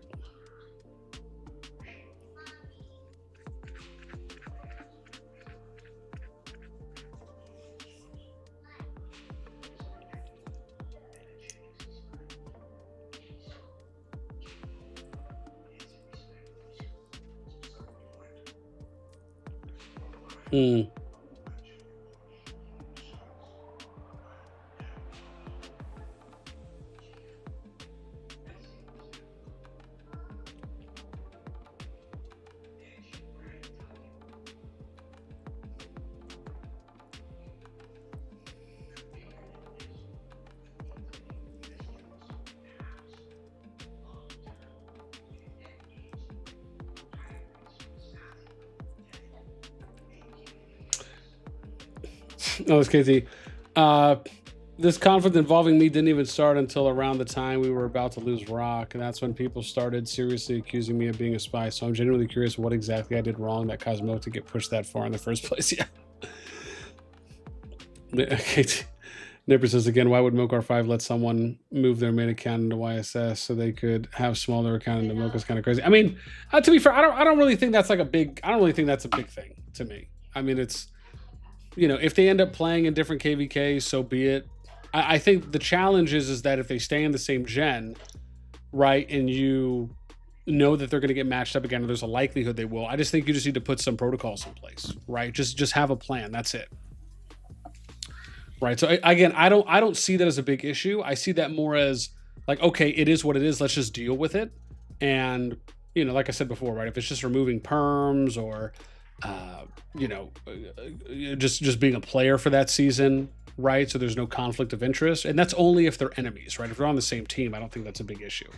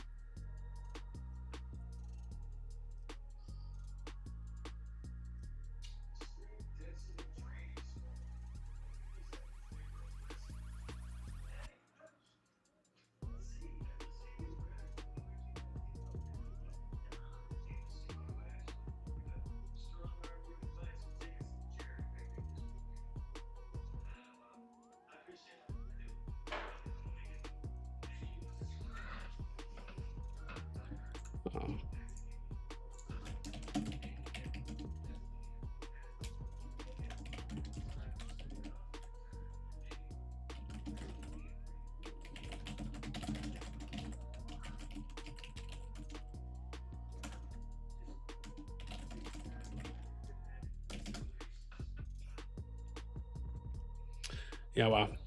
Okay. Well, listen, fam, I think for the most, I mean, pretty nuts. Okay, so I got shared something, but I need to, I can't share it just yet. I have to vet it real quick just to give the other side an opportunity to respond. But I mean, I'll say this: if it's true for what I was just sent, there may be some contradictions at play. That's the worst of it. So again, I'm going to look into that, and maybe we'll cover that on the next stream or in another video. But that at least gives me something to follow up with pretty quickly. So, yeah. Okay, yeah, I had to ask a follow-up too. So, all right, man, listen, man, wild stuff. Wild stuff.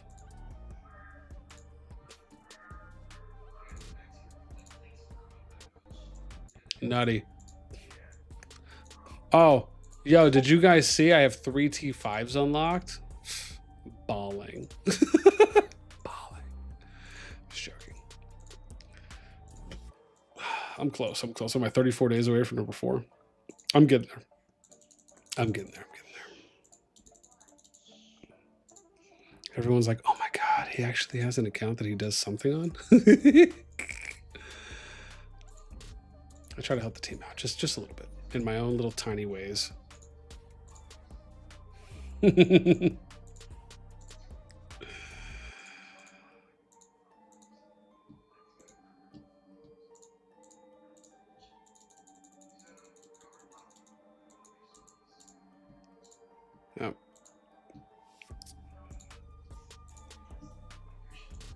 Pretty nuts though, I'll say. Oh, so the next thing I wanted to do was look into the EXG situation. So, right, I wanted to try and figure out about the EXG, what was it? Sorry, the EXG S2AK. So I need to see if I can reach out to someone from one of those, because I'd love to ask them about how the kingdom invasion went, right? Because from what I understand, like we were talking about earlier, they were kind of 2 of the biggest names that have been through the inaugural / first kingdom invasion cycle.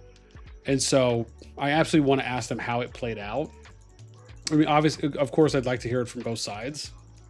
So we'll see.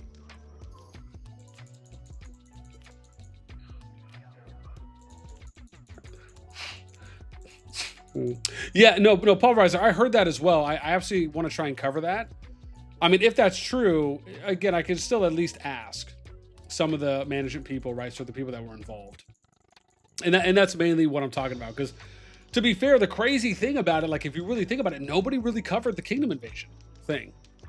And I get it, because, you know, it wasn't like the kingdom invasion stuff was happening in any of, you know, the top kingdoms, you know, especially where, or ones maybe where there's a bit more of the prominent CCs that are in, right? So, I mean, that's fair. Yeah. Couple of 59, 592 former 500 people are here. Yeah. Yeah. And like I said, yeah, if there's anyone there, again, I'd love to have someone come on and talk to me about it. Again, I know we had some people that were talking about it earlier in chat, but I absolutely would love to ask some questions about that. Okay.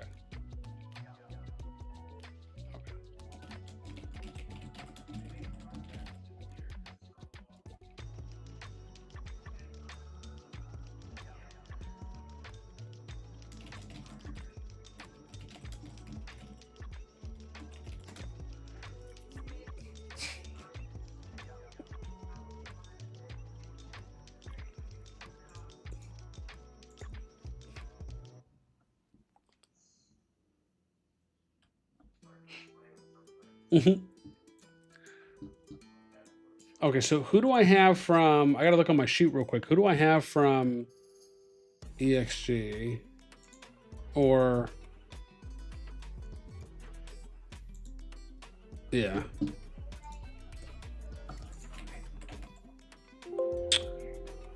Oh, crud. What kingdom? Crud. What kingdom was EXG? One sec.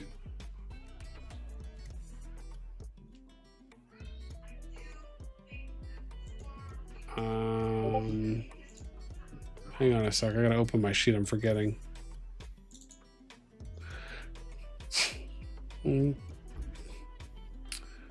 Look, Ma, I'm on TV. That's good. What's up, good cat? KT, while I was still a part, KT says, while I was still a part of the Milk leadership, I already said that I wasn't planning to go to KVK1 in the first place, but then NXW suddenly disbanded and a lot of people joined. Yeah. Tori, what's up? KT, which changed the situation, resulted in me going to KVK1. Paul Rice says, I still don't know to this day why leadership went back to KVK1. KT, and then when people started trying to create drama around it, I made it clear before the season even started that I was going to let an aviator handle the account and take the season off. Okay, that's fair.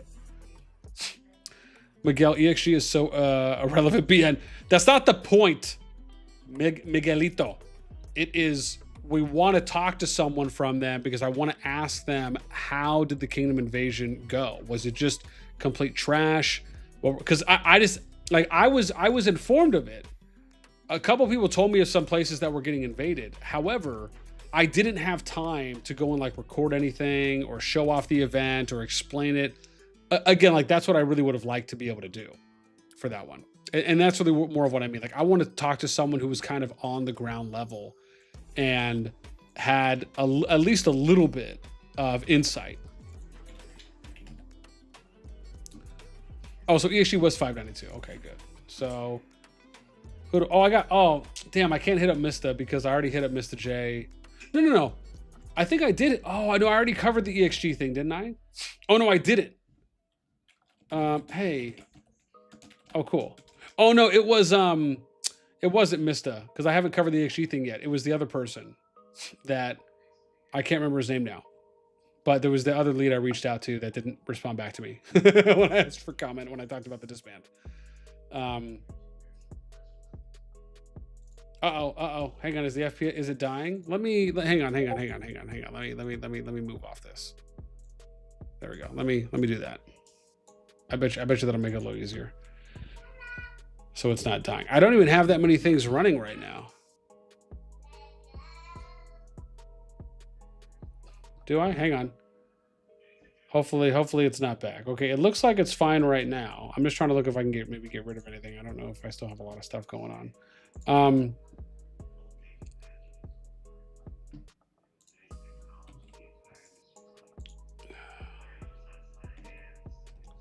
Oh, you're saying Jay wasn't around. Okay. Who was it? Who was around for it then? I'd love to talk to someone who was there. Okay. Oh, Tay did. Okay. Sweetness. Hang on. Are you okay with coming? Let me see. Hang on. Coming on stream and talking about the experience. Yeah. Okay, hang on. I just asked Tay if she. Okay, cool. Okay, awesome. So Tay says, sorry, I don't know if it's a lady or not. I'll just say Tay said that they are R4 in EXG at the time and fully participated in the Kingdom invasion. Because again, I really want to talk to someone who did it. Okay.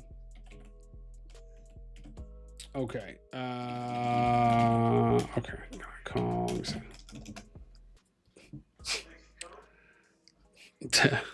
Poot, what's up, man? EXG doesn't matter anyways. It's gone. There was a G1 only to bully T4 again. We stay at 7 bonus. Cheese. Napoleon source Bloomberg News. All right, I got. Okay, hang on. Okay, we're calling Tay. Hang on. Let me move my. Hello. Move my thing. Tay, what up? How's it going, BN? Hey, it's going good. Oh man, thank you so much for coming on. I appreciate it. Of course, always. Okay, so EXG at the time, you're R4. Did you already know? Well, so first of all, sorry, as always, right? Give me a little introduction, give me a little background on yourself. How long you been playing? Where have you played? All right, so I started the game early on. with some of the initial servers didn't play seriously until 122. Played there for about a year and a half, R4 to R5. Merged in with EXG when they were still on 86. Moved to the 592 project and just left there a couple days ago. So, and I Okay. was R4 and EXG pretty much the entire time I was there, either leadership or R4. I ran their data. Okay. Dope, dope, dope. Oh, nice. Fellow data nerd. Love it. Yeah. Hey. Okay, cool. So so were you already aware of the Kingdom Invasion feature that was announced and that it was coming to the game? Yeah, so I was pretty up to date on it. We had limited information at the time until it actually like dropped on the server that we were going to be one of the test servers. And it was the actual invasion events happened just before Brink of War. So it was Super speed ups, fun. gems, all of that. Yeah, great timing, let me tell you. Okay. So before I ask you about the event, when you heard that this was announced and you covered, because I know I covered it, a number of other people did too as well.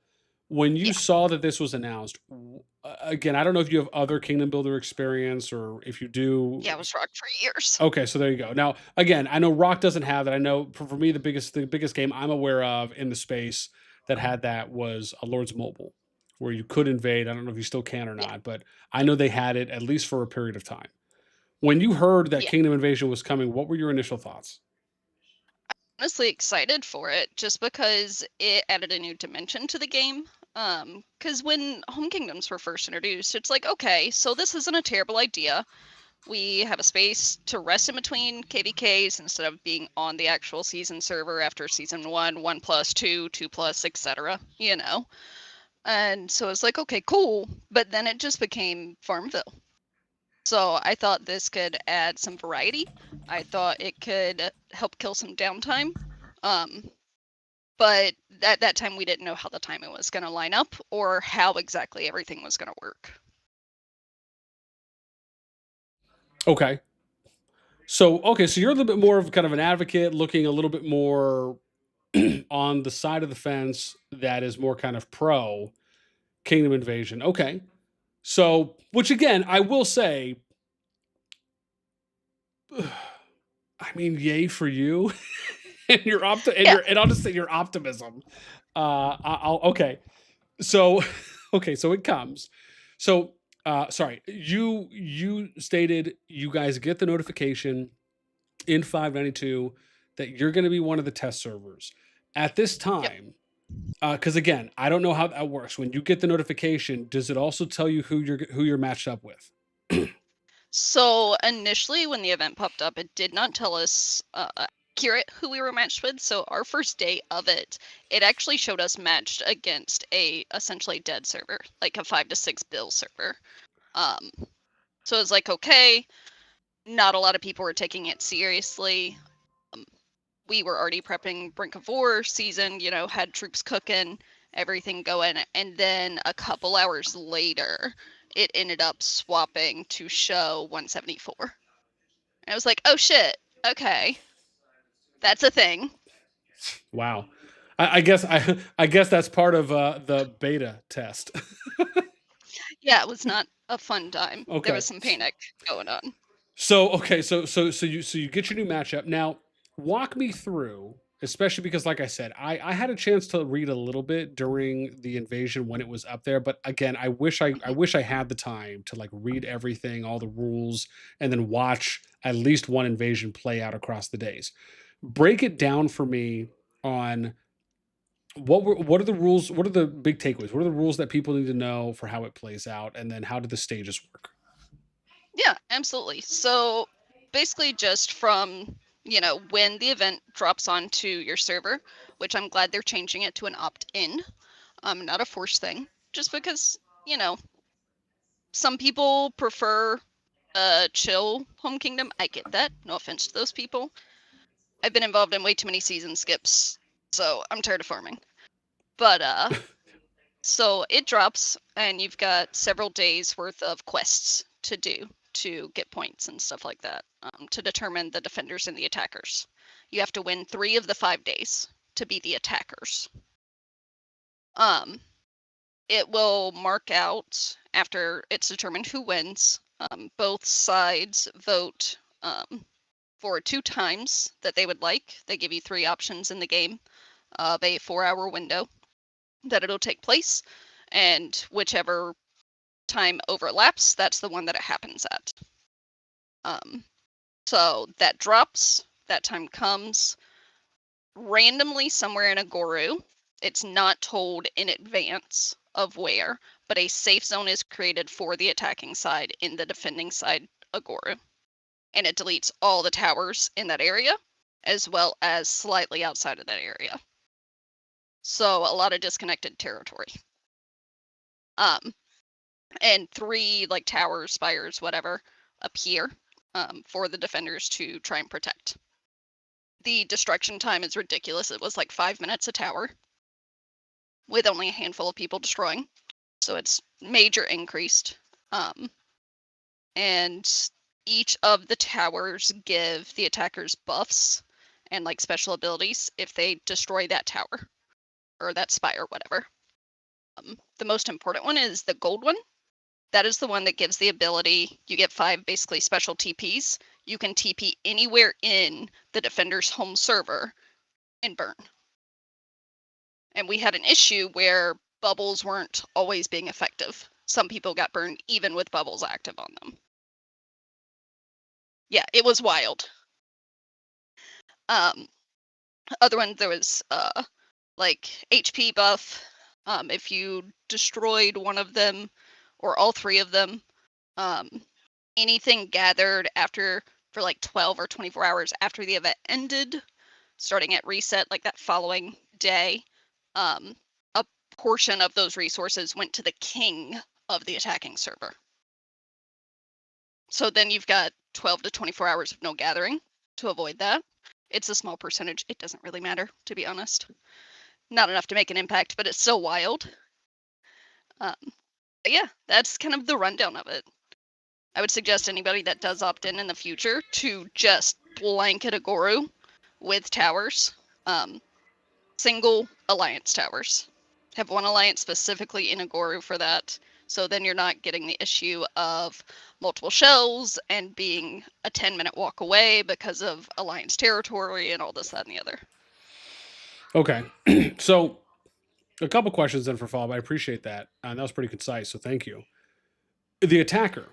So once the attacker is determined, do Yep. they sorry, can up to all participating players in a kingdom participate in the invasion as the attacking side?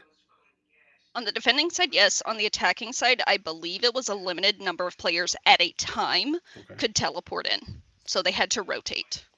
Okay, I see. So there was basically a hard cap on the total amount of players that could be there at a given time.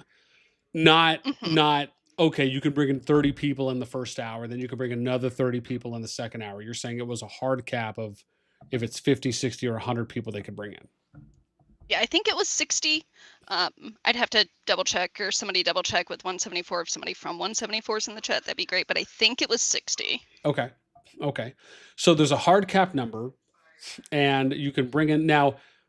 When that happens, is it treated like a random TP within the safe zone area, or within the entirety of that zone too? It is a chosen TP within their safe zone area. Oh, it is. Okay. So and this is, and then once they TP in and they get to choose that, is it standard building at that point where it's like, okay, let's get the fort up and then we're going to start building flags, or can you just start building flags? If I remember correctly, it's just flags because the safe zone acts as a fort. Okay. Got it. So it's like special privileges basically, where it's like bypassing. Okay. Fantastic. So, and the attacker has super speedy building. Okay. So attacker, basically their objective is to build flags to these 3 objective spires points. And do they have to, in order for them to win, what is it, 2 out of 3? Do they have to get them all in destroying? So each one gives them like a win in a category basically, but to fully win, it's all 3.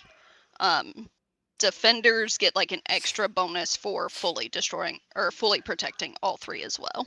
Okay. And then that period when they're attacking, is that what, 24, 48 hours? How long does that last again? 4 hours. Oh, sorry. Excuse me. Oh, you did say that. 4-hour intervals. They could pick 3 time slots.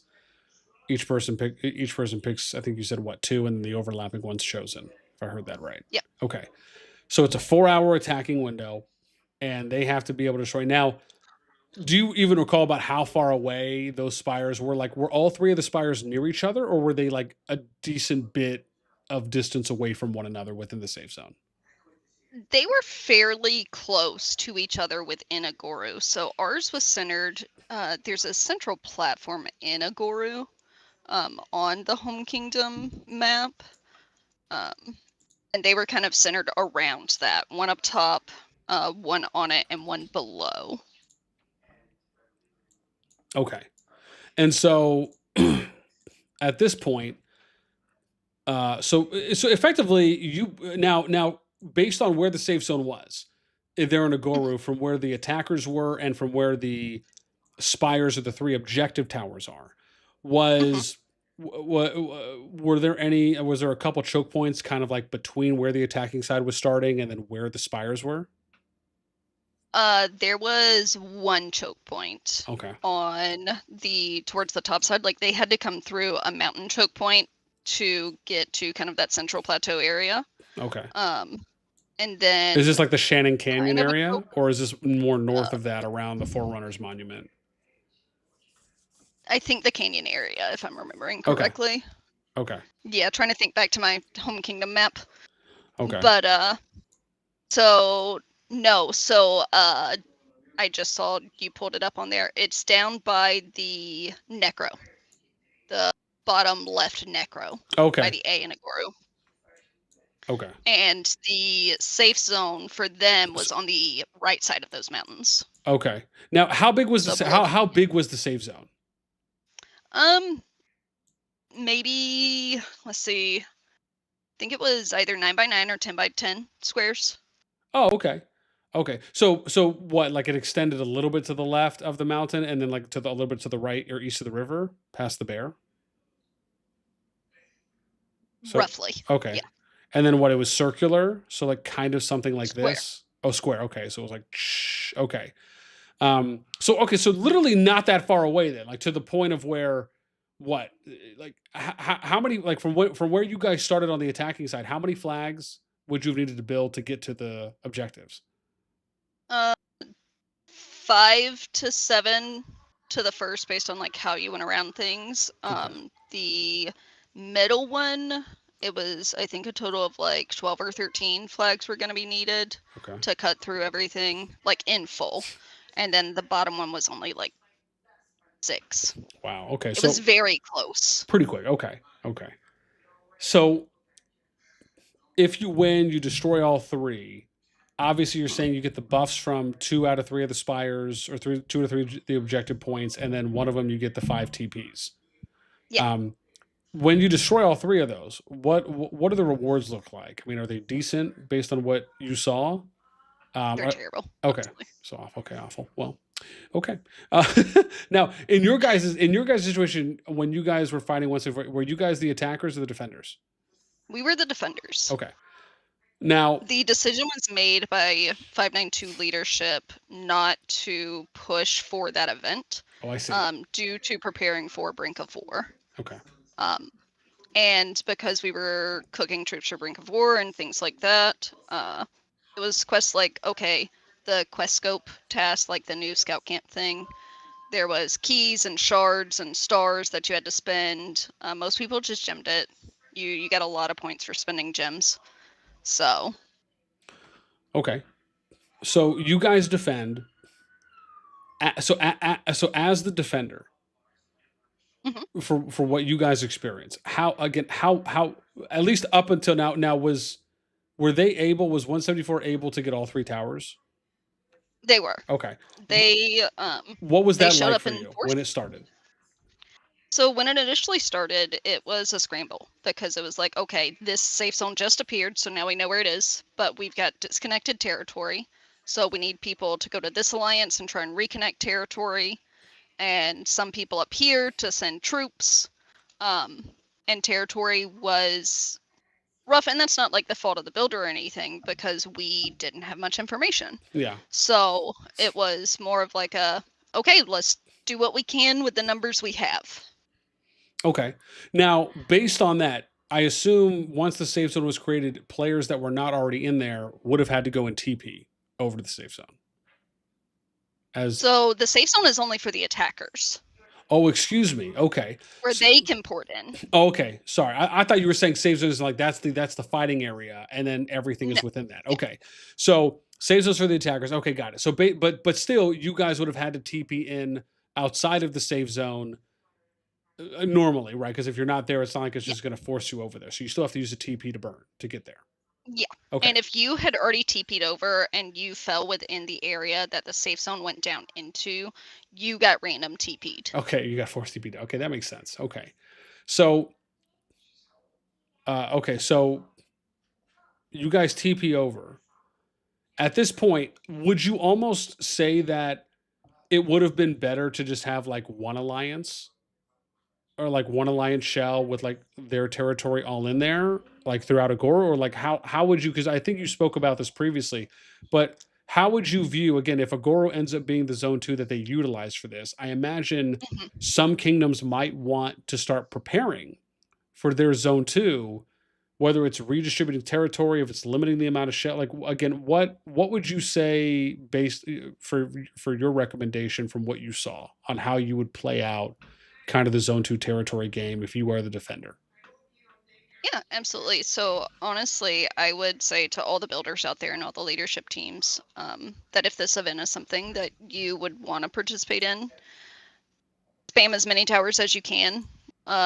Just blanketing at Goru. Have, of course use multiple shells because that's a lot of towers, but don't have it single connection points, because the disconnects are super quick, super easy. Like towers were built in like 5 minutes. Destruction was around the same. Like it was all very accelerated. It was hard to defend a tower. And part of that was the numbers we had online, because we didn't mandate participation. Okay. So we had low numbers online, and that reflected on the field. Whereas 174, bless them in their activity. They have insane activity. So they showed up in force and were able to push very quickly. And part of that golden tower going down, by the way, is it doesn't matter if you're on Alliance territory. You lose all benefits of being on Alliance territory and can be burned. Oh, once that TP tower goes down. Yeah. So basically, once the TP tower is destroyed, the attack. So once that happens, if they get all 3 territories or all 3 of those statues, do they get extra time after that to go around and start burning people? Or no, so no extra time. It is a set window. Okay. But you target that golden tower, you get it down, and then you say, okay, forget these other 2. We're gonna go raid your entire server now. Okay.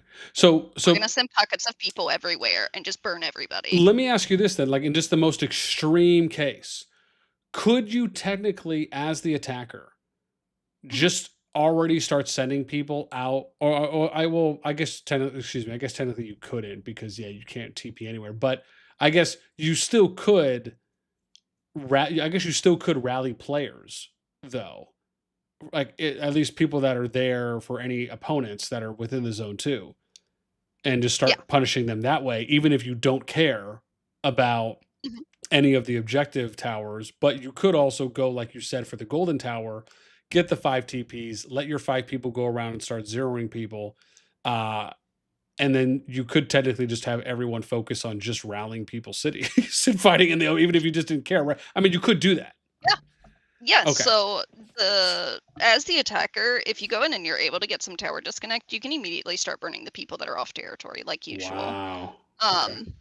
You get that golden tower down, and then the smart thing to do, in my opinion, it has preset groups of you 5 are going to this zone, you 5 are going to this zone, you 5 are going here, and just spamming it. Yeah. Well, but hang on, I'm sorry, but you said you get 5 TP, so couldn't you only have one group of 5 go? No, each player gets 5 TPs. Oh my God! Excuse me. Yeah, Jeez, it's that is so much worse than I ridiculous. thought. Okay, I'm over here thinking to myself, you're saying you get like 5 TPs for 5 players, or one? Sorry, 1 TP like per player, and they can go. Jesus. Okay, you're saying it's 5 TPs per player. Dear Lord. Okay. Yeah. That's So a full alliance of 200 that cycles out appropriately yeah. has 1,000 TPs. Yeah. I mean, I guess the one thing that maybe helps them is the hard time window. But Yeah. jeez. Okay. So okay. So how? So when so after 174 got that, Mhm. what was the experience there for you guys in EXG? Was it, did they literally just start going around and just trying to like zero as many people as they could? Like, did it feel like they had a kind of a game plan there? Did they go and like target certain people? Maybe again, just as kind of, maybe a heat of warning or heat of advice for others? So it definitely felt like 174 came in with a decent plan. Because like most servers, you're going to have your main hive around Dragon Zone just because of nodes and everything else. So it was honestly just burns for days. Okay. And this was, less than a week before KVK starts. So you've got people coming in to KVK already 40, 50, 60 million power down because they were asleep or at work. So they couldn't log in a game and all like that. And you couldn't TP away because it didn't matter, Yeah. And Bubble may or may not save you. Jeez. So, and that's one of the things the devs are looking into, based on the feedback, is why there was an issue with bubbles actually protecting players that use them.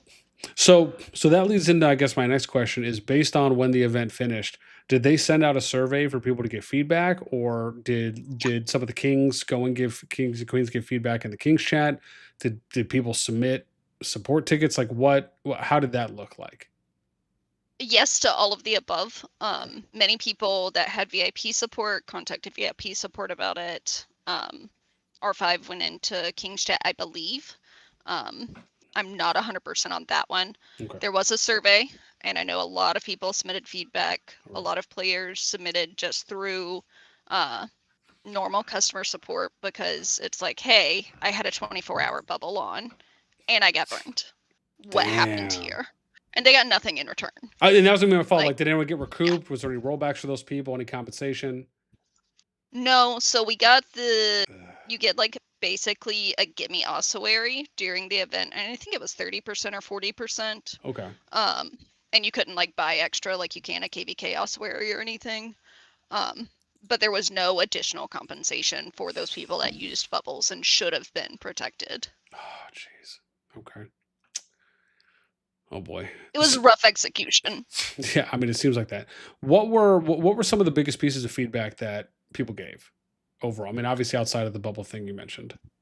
Yeah, the bubble thing, make it opt-in, Don't, and I understand like the need for test servers and things, but make it fully opt-in. If servers want to test a new feature, they should be able to choose to do that. Do the timing better, not just before Brink War, just before loading into a KVK, because you're having resource loss, troop loss, everything else. You're using speed ups for the events. So rethink that timing.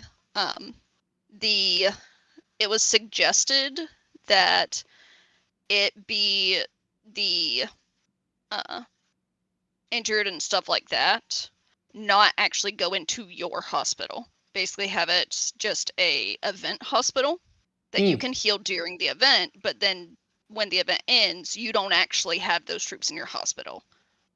Okay. Because people put, 4 or 5 million troops in the hospital, then what are they doing the first couple zones in KVK? Not a whole lot. Yeah. No, absolutely. Okay. Wow. So that was the main feedback that I know players I talked to had, and I submitted several of those myself just on how the event played out. Okay. And making destruction time a little longer, not significant, because, it is a time-limited event, and you want there to be action, but building and destruction being that fast, it kind of, if you've got more numbers, you're going to win, period. Yeah. Oh boy.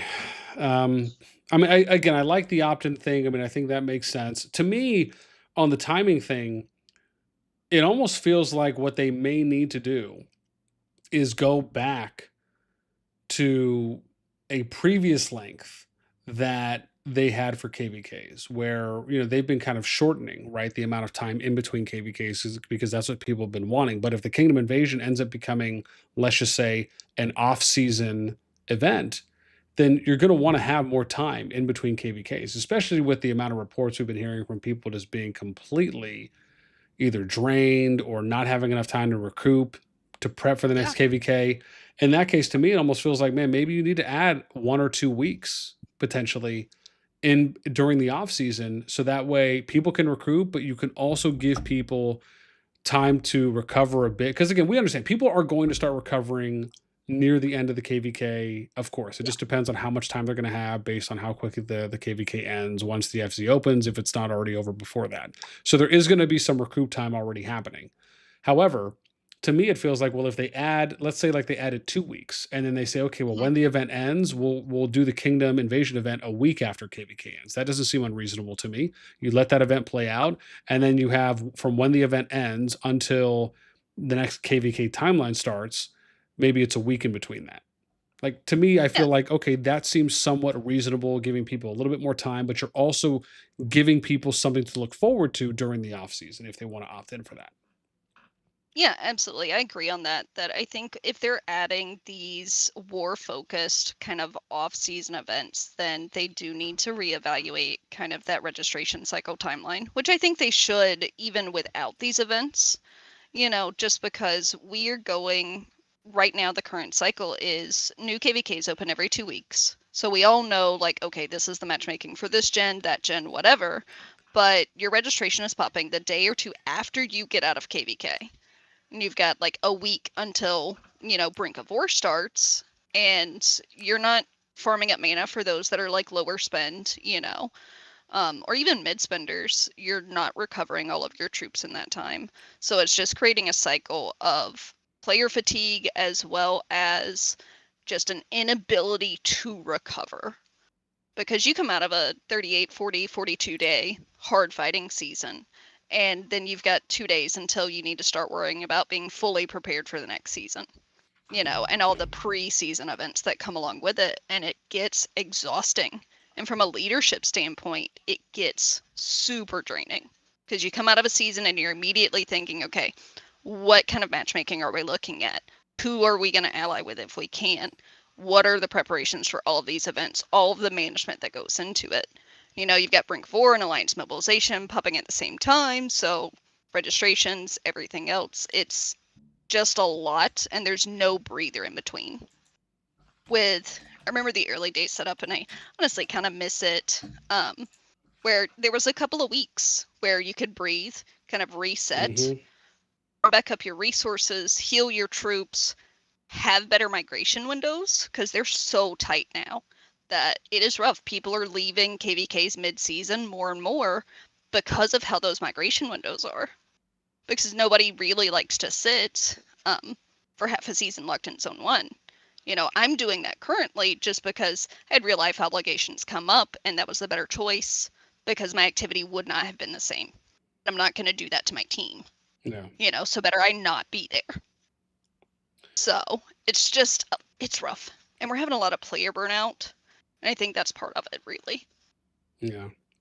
I mean, as I often say, everything is kind of interconnected. There's a thread that goes here that connects to this over there, and it's just a lot of ripple effects that you just find a lot of similarities, a lot of common denominators that you'll find across a lot of these areas, and you can just kind of tie it back to one or another. And absolutely, I mean, again, it has been, man, I mean, it's definitely been a wild kind of up and down ride historically for what they've done and kind of changing timings to, which is funny because initially they did it because of the player feedback and people wanting, but I think, but for the most part, I don't think the issue mainly was really about the, I don't think the issue was too much about the amount of time from the end of a KVK to the new KVK as much as it was about just making the KVK seasons shorter and also making the prep timeline shorter. So from like once registration starts